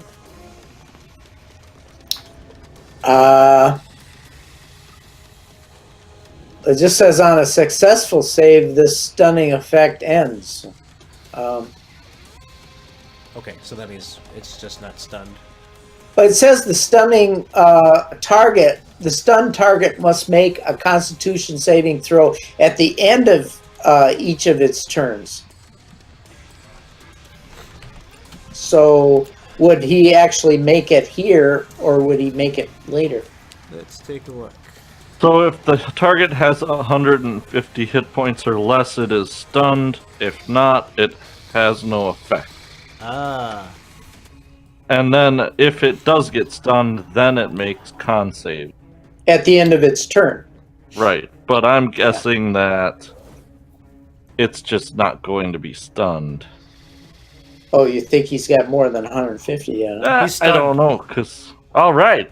So then he shouldn't get... Yeah, he'll get that save at the end of his turn. Awesome. So does he lose concentration on that fire? Then Yeah. I think so. I'm going to say yes. Nice. all right, and my bonus action with Bigsby's hand hits the big guy yet again. That demon there. Okay.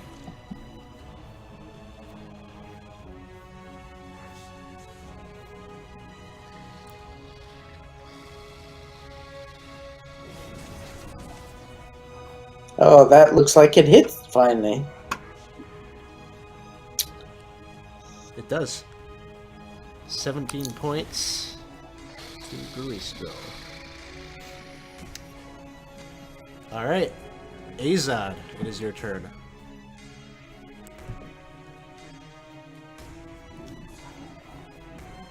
Alright, now there are only 3 things left to shoot at, so I'm going to shoot at all 3 of them.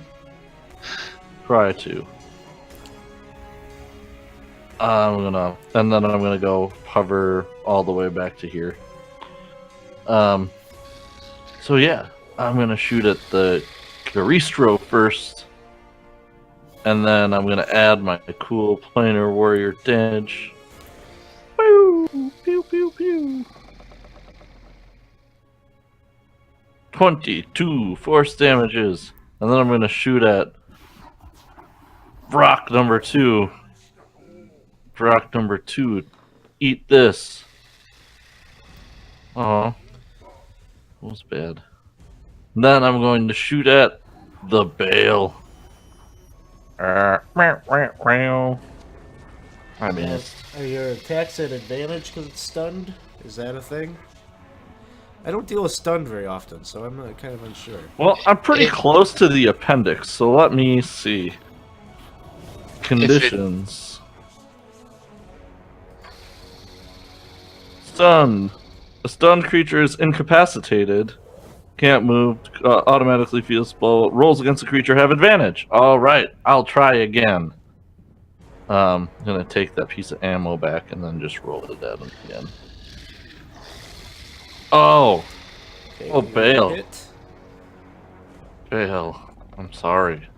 We're just taking damage. Eat it! On his turn, he does not heal that. Woo! He already did the roll. He, I believe, would have failed it. He rolled a 17 against your DC, Dino. I believe we decided it was 18. Okay, so then he uses the legendary resistance to become unstunned at the end of his turn. And then it is Reggie's turn. All right. So I don't think that the last one was an attack, but I do have that Beyond Good and Evil always kind of applied. So just a reminder on that, if that does come up.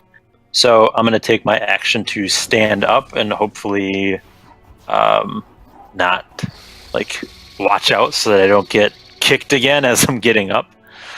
And then I cannot do that and attack. Is that correct?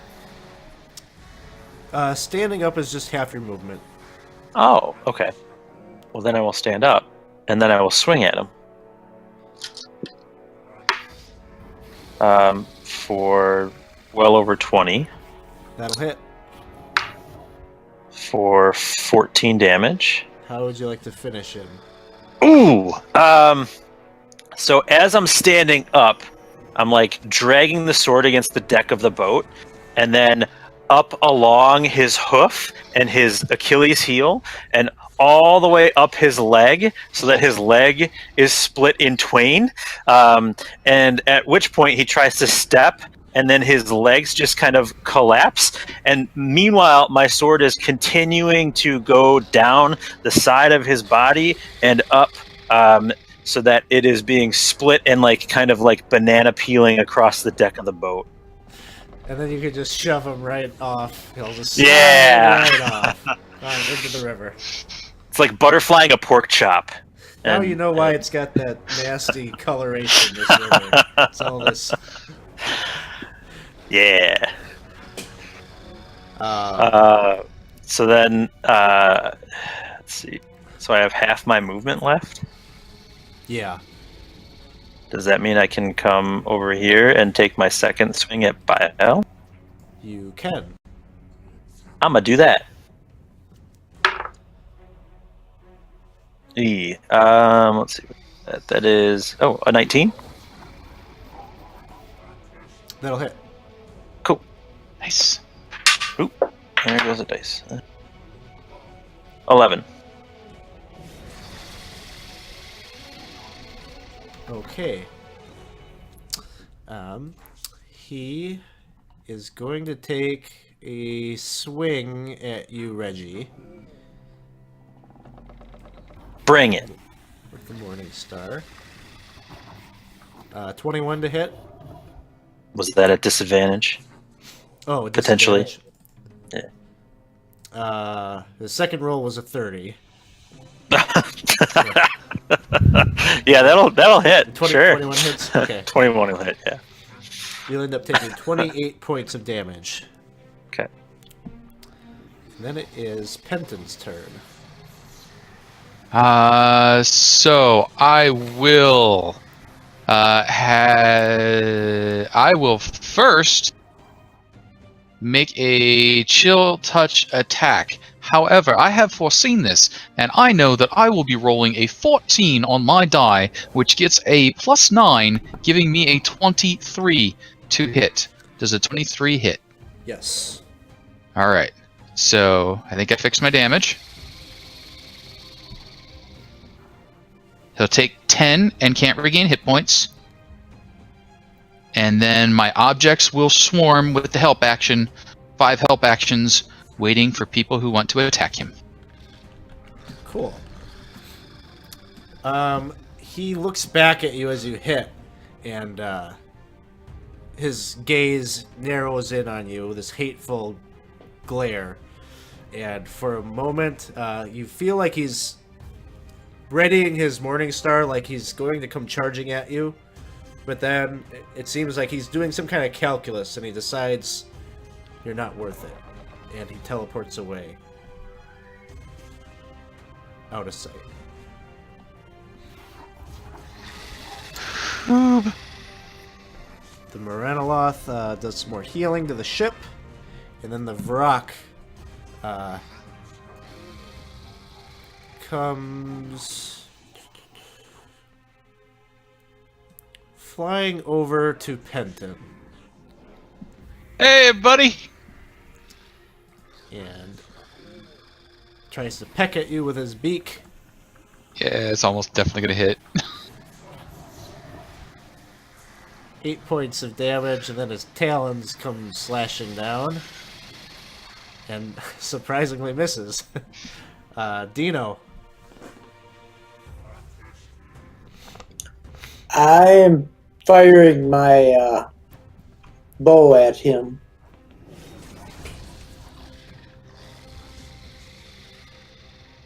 That'll hit.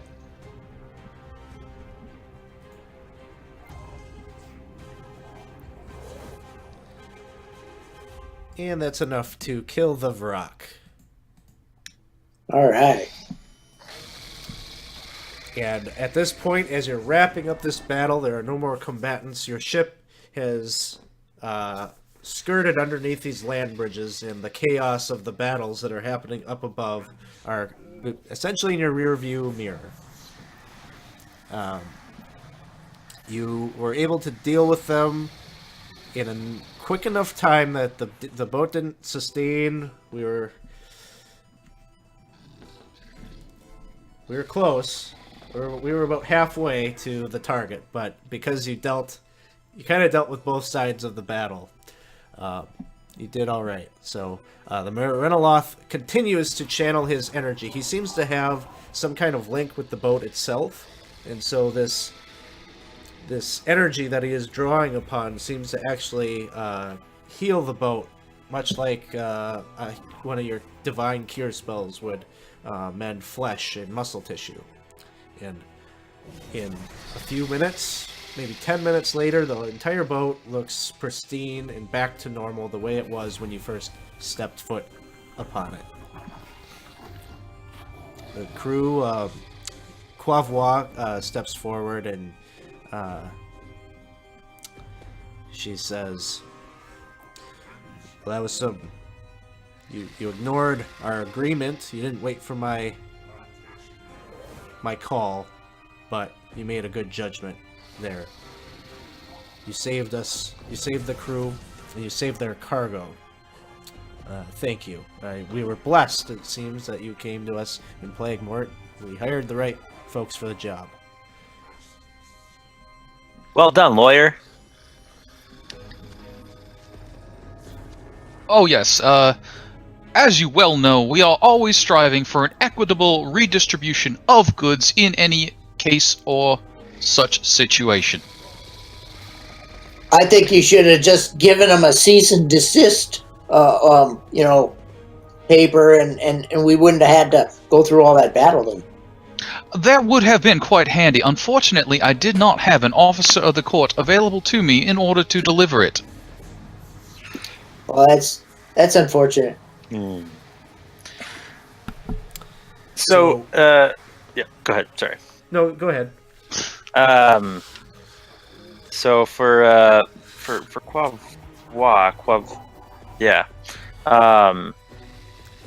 Is this happening on your boat quite often? We were trying to ask you about that, and you were saying, keep your head down, blah blah blah. But is there something else we should do to prepare for this happening again? She says, this has never happened to me before. Clearly a freak accident. There was nothing that we did that drew them to us. It was just we were in the wrong place at the wrong time, it seems. Okay, fair enough. And so the boat continues to travel, and again, it feels you'll start to wind. The river will start to wind down narrow caverns again, much like you had before that brought you here. And again, the echoing of screams and voices makes it so that you all feel kind of isolated and unable to communicate with each other for what feels like days upon days. But you have this sense that probably this lapse in the time is just a quirk of the abyss, and that time is not actually that slow, or not happening at the slow pace, because you feel like you've been down here for months when you were told there was only going to be weeks. But eventually the boats make their way to another pier, and what you're seeing up ahead and beyond are at the end of the pier are a couple more wagons that seem to be awaiting your arrival. Sharlock navigates the boat right up to the pier and ties off, anchors the boat, and Quavois starts to instruct her crew to unload these crates of whatever is inside onto the wagons. She instructs you to go supervise and stand guard.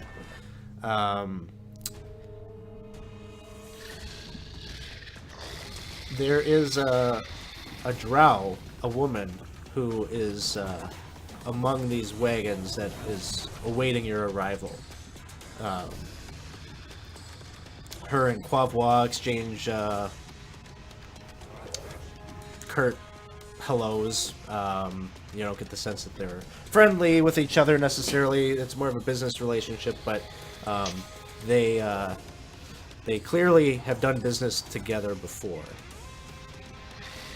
And the drow, she speaks, she says, "We must pass through the demon-wed pits, and we will arrive then at the Vault of the Drow in the Temple of Loth. That is our destination. Is your crew prepared, Quavois, for the journey ahead?" And she says, Quavois says, yes, they did fine. They did quite well protecting her Dark Lady's cargo.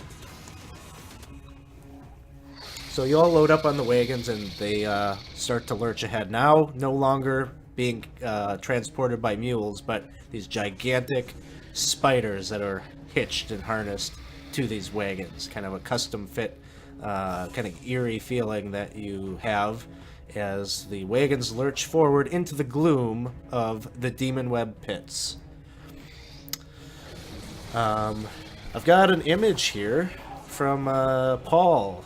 Paul drew us a little image of the Demon Web pits. So let me pull that up.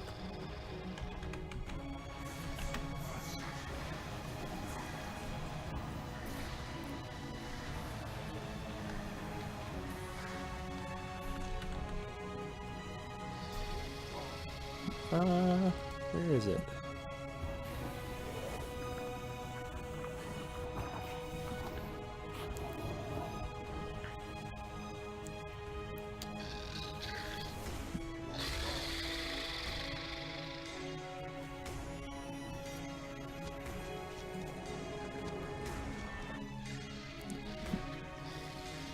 One second.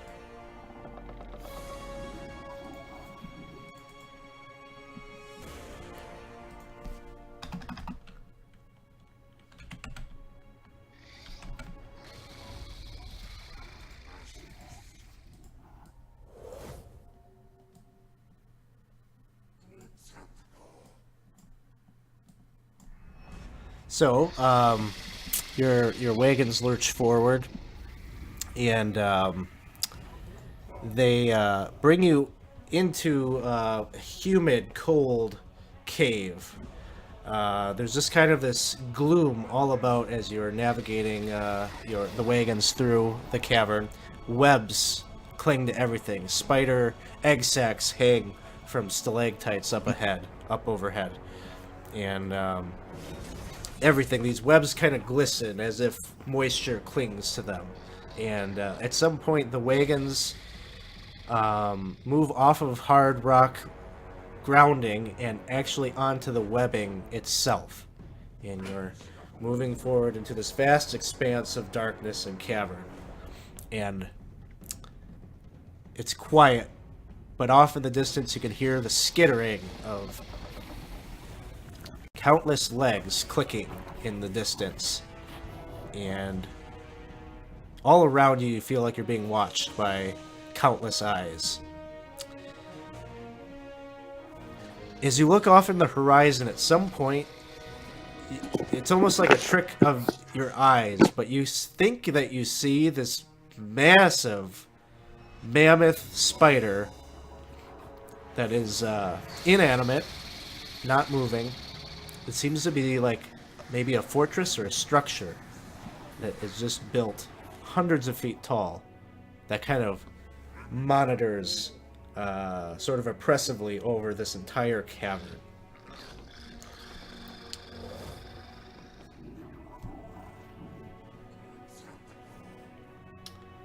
At some point, the drow turns to you and she says, up ahead, in this next cavern, it's going to be somewhat disorienting for you. We are about to move through a portal that will take us to the Vault of the Drow. We've gone through portals before. We should be fine. You steady yourselves, knowing how disorienting those past experiences you've had with them have been, and you navigate through a small tunnel once again. And at some point, you feel the like you're passing through a miasma or something, and this feeling of disorientation only lasts a few heartbeats, but then on the other side, as you're coming out of this cavern, you're seeing yourself now in a diamond-shaped room. There are stone walls and a black floor. There are web-like traceries of white all about. Directly ahead of you, you see an amber-columned light, which within it seems to be kind of like almost like a projection, or a projection image of a spider just kind of hanging out. The spidery creature is floating, kind of staring right down at you. There are drow all about. There are two women who appear to be dressed in kind of religious garb. They have the look of priestesses.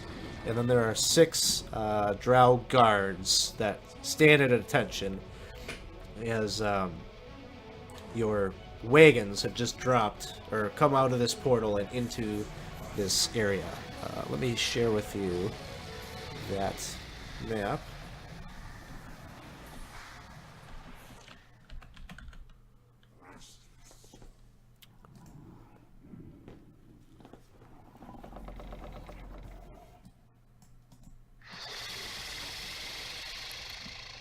So as it's pulling up, I think where the orange circle is, that's the column of light that has the projection of the spider. And you all would be here with the caravan.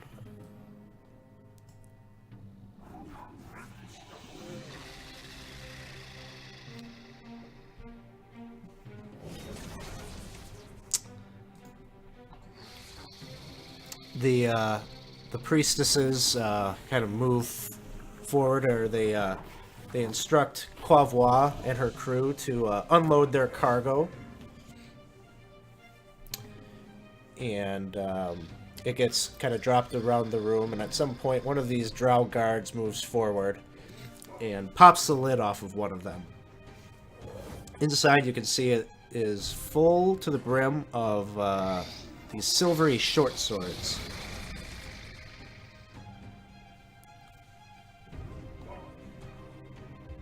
And the priestesses look pleased as they see that. They say, "Good, good. These weapons are from the Astral Forge. They will do well in the war to come."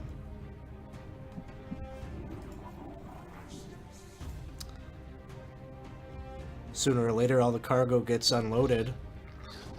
And Quavois looks at you all and she says, "Well, no need to be lingering here. Our crew's gonna head out soon."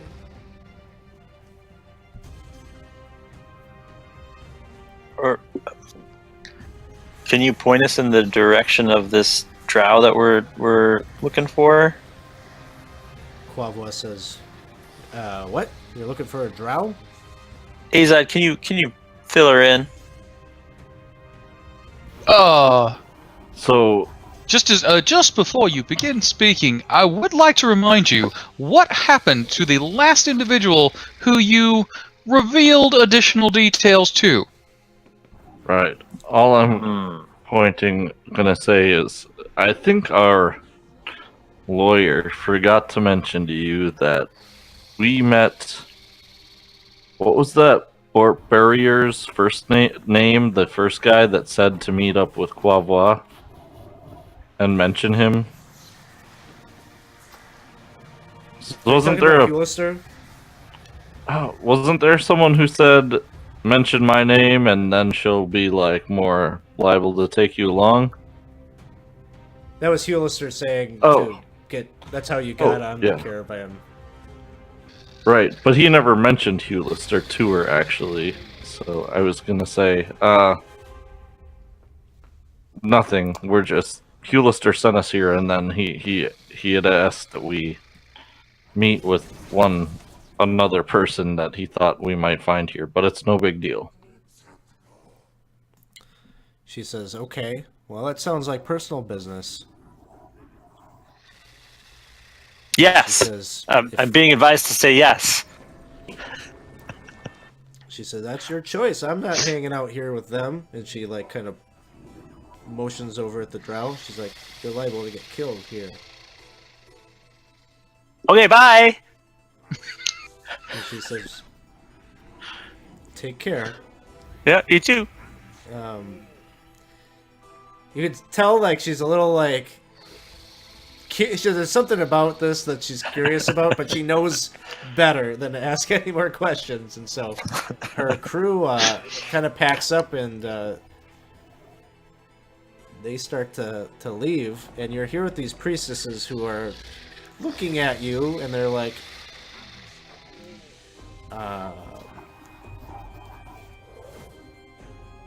"What are you? Aren't you going with the caravan back? Why do you linger in this place? You unsullied. You." Ted, you're up. Oh, thank you for the inquiry. We happen to have additional dealings with a particular individual, and we were just getting our bearings. Unfortunately, we have not visited this particular location all that often in the past. I don't believe any of us have been here before. However, we do have the need to seek out one of your citizens. What would be the best way for us to pursue that end, obviously without bothering you and the other worthy individuals here? The best way for you to linger here and be amongst us is in chains. What's the second best way? What's the second best way?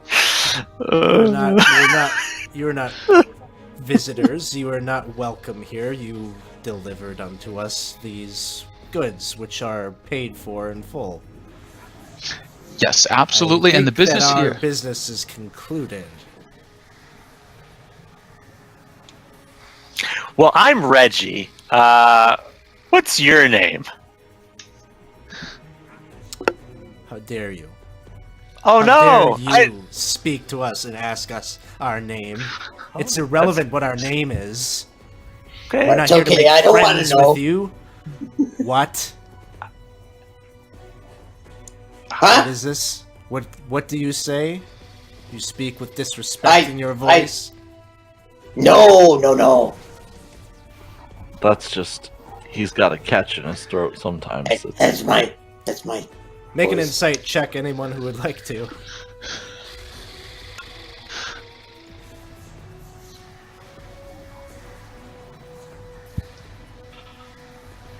Well, 25. Okay, you see there's a little head nod that goes out to the corners of the room. They've signaled something. I do advise that we be departing now. Okay. all right, we turn and skedaddle. And where are you skedaddling to? As you turn around, Wherever. the caravan is gone. We got in here via a portal, right? Kind of. I mean, just sort of around a corner. Yeah. I Like, I imagined kind of where Azad's going, like down here. Like, So or as you turn the direction around, the you caravan see went. a number of drow guards come down the stairs and like block your way. And then you turn to try to go down another way, and another Yep. line of drow, like you're getting boxed into this temple area. And you can see some chains are, shackles are in hand. And then the priestess looks at the group, and maybe her eyes linger on Penton a little bit, and she says, "Why should we not take you to help with the war effort? We are in need of bodies. You will do just fine." An excellent suggestion. However, I would counter that our unfinished business with one of your citizens, as well as the additional business such as bringing these swords along, which we were instrumental in providing, would benefit you more than 4 simple slaves. You talk too much. I do. Who are you looking for? We are looking for Erhe? Hooray. Erehi. Excuse And me. you see We a are looking flash for Erehi. of recognition in both the priestesses' faces as you say that name. They say, that one, that traitor of the disgraced house of Tormtor. Tormtor. I believe that was the very one, and I am uncertain as to the full extent of the business, but I imagine it would be some form of punishment or other thing, as he is apparently deserving. We're looking to end him. We want to help you end him. He's a traitor. Totally kill the shit out of him till he's Just- dead. You see, Stomp a mud hole. you see that What they said. the priestesses make a few. They kind of like calm the drow, the guards a second, and they like look a little bit less eager to throw you in shackles. And the priestess says, "We're all ears." And at that moment, you hear kind of like this sound, kind of like popping sound of all these different figures are teleporting into the room, and all of these guards, you see swords starting to stick up out of their chests as Githyanki are teleporting into the room, and they are assassinating all of these guards. And that is going to be the end of this session. Oh, wow. Are going to resolve what happens here in 2 weeks, so the next time we play Dead Gods. Penton's just like looking over, like, is this you? Did you do this? This is amazing. Good job. Nice spell. I didn't do this. Oh, then we're probably in trouble. Yes, Githyanki are shitheads. I mean, I used to like them, I think, but now I don't remember why, so fuck them. So that brings up a good point. As we're closing out the session here tonight, 3 of you have lost very important memories to your characters. Memories that probably had something to do with their path in life and really are at the root of like who they were. So we'll go through. Tell me and tell the audience, how is this going to change your character going forward here in these last few episodes as we're driving towards the conclusion of this campaign. And I think maybe we'll start with Reggie. Sure. So I think that throughout this season and the season before, Reggie was trying to quote unquote become a man and like be able to provide help to the party. I think at this point he isn't feeling that need anymore. He doesn't. He's fine if he's not part of the group. I don't think it turns him into an instant dick or anything, but I think it makes him less seeking of approval and less of having like that guilt that maybe he's doing something wrong. And I think that what it also does is it gives him a little bit more of a sense of, I didn't really know my parents. It was fine. It wasn't all that bad. And I think part of that empathy that he has, I don't think it's gone entirely, because Iwatamoto still, has those teachings, and I think he still has that. But the impetus for all of that being gone, I think, has chipped away at some of his sense of going out of his way to help.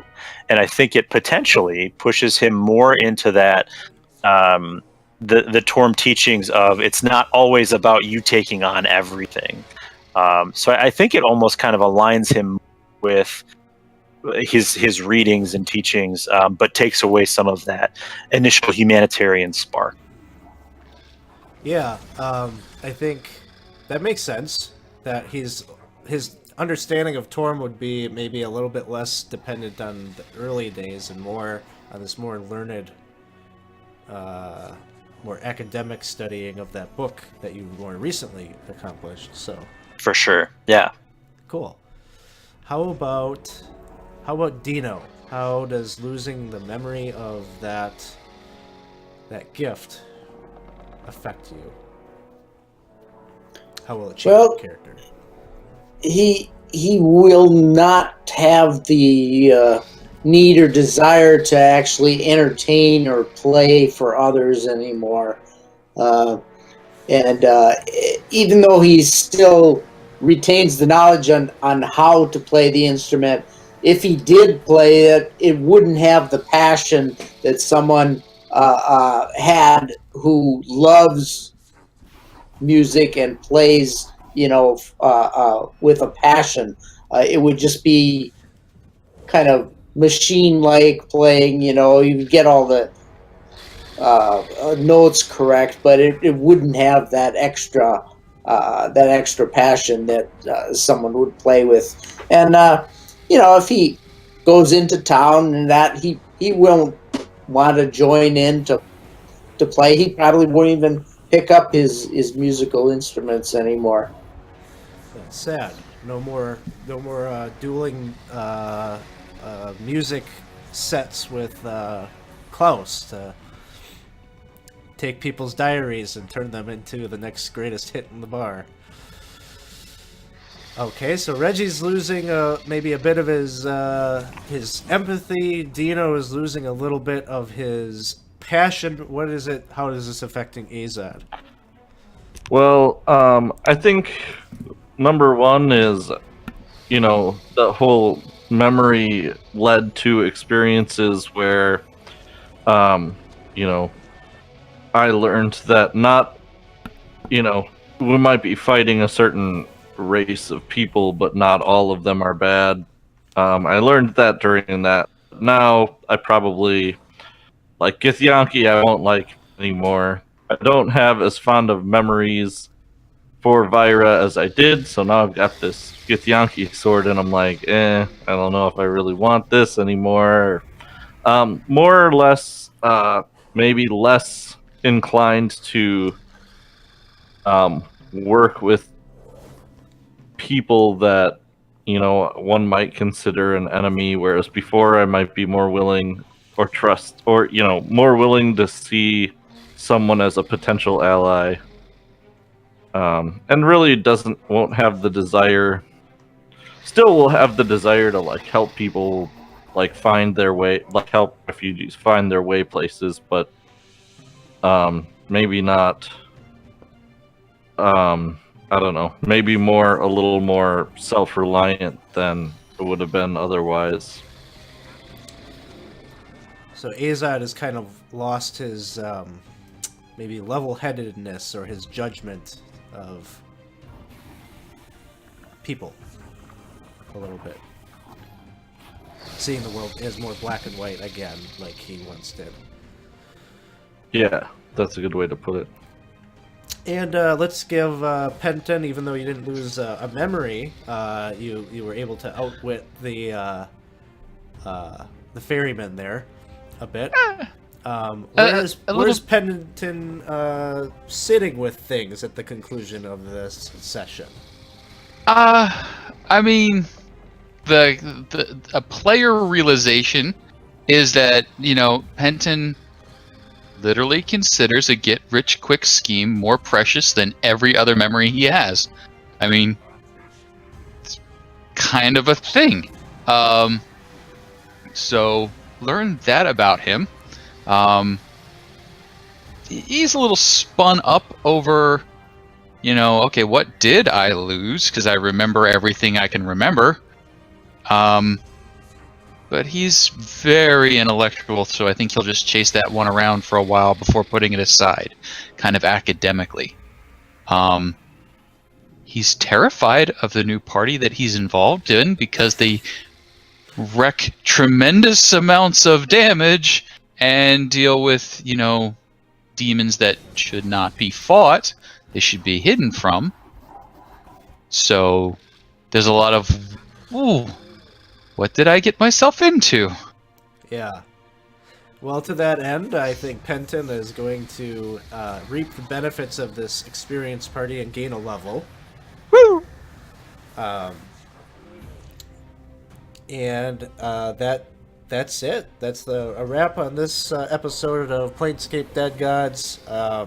The next time that we are live is on Saturday at 1 p.m. We will be playing a subscriber game. We like to do subscriber games for the folks that support the channel each month. It's kind of a thank you for supporting us and the channel and keeping us rolling here. So I suppose the plug there is if you are not yet a subscriber and you want to get in on the fun that we have, subscribe to the channel and I'll get you into our Discord server. You can sign up for games. Yeah. Let's see. Why don't we give our friends at Proficiency Bonus a raid as we close things out?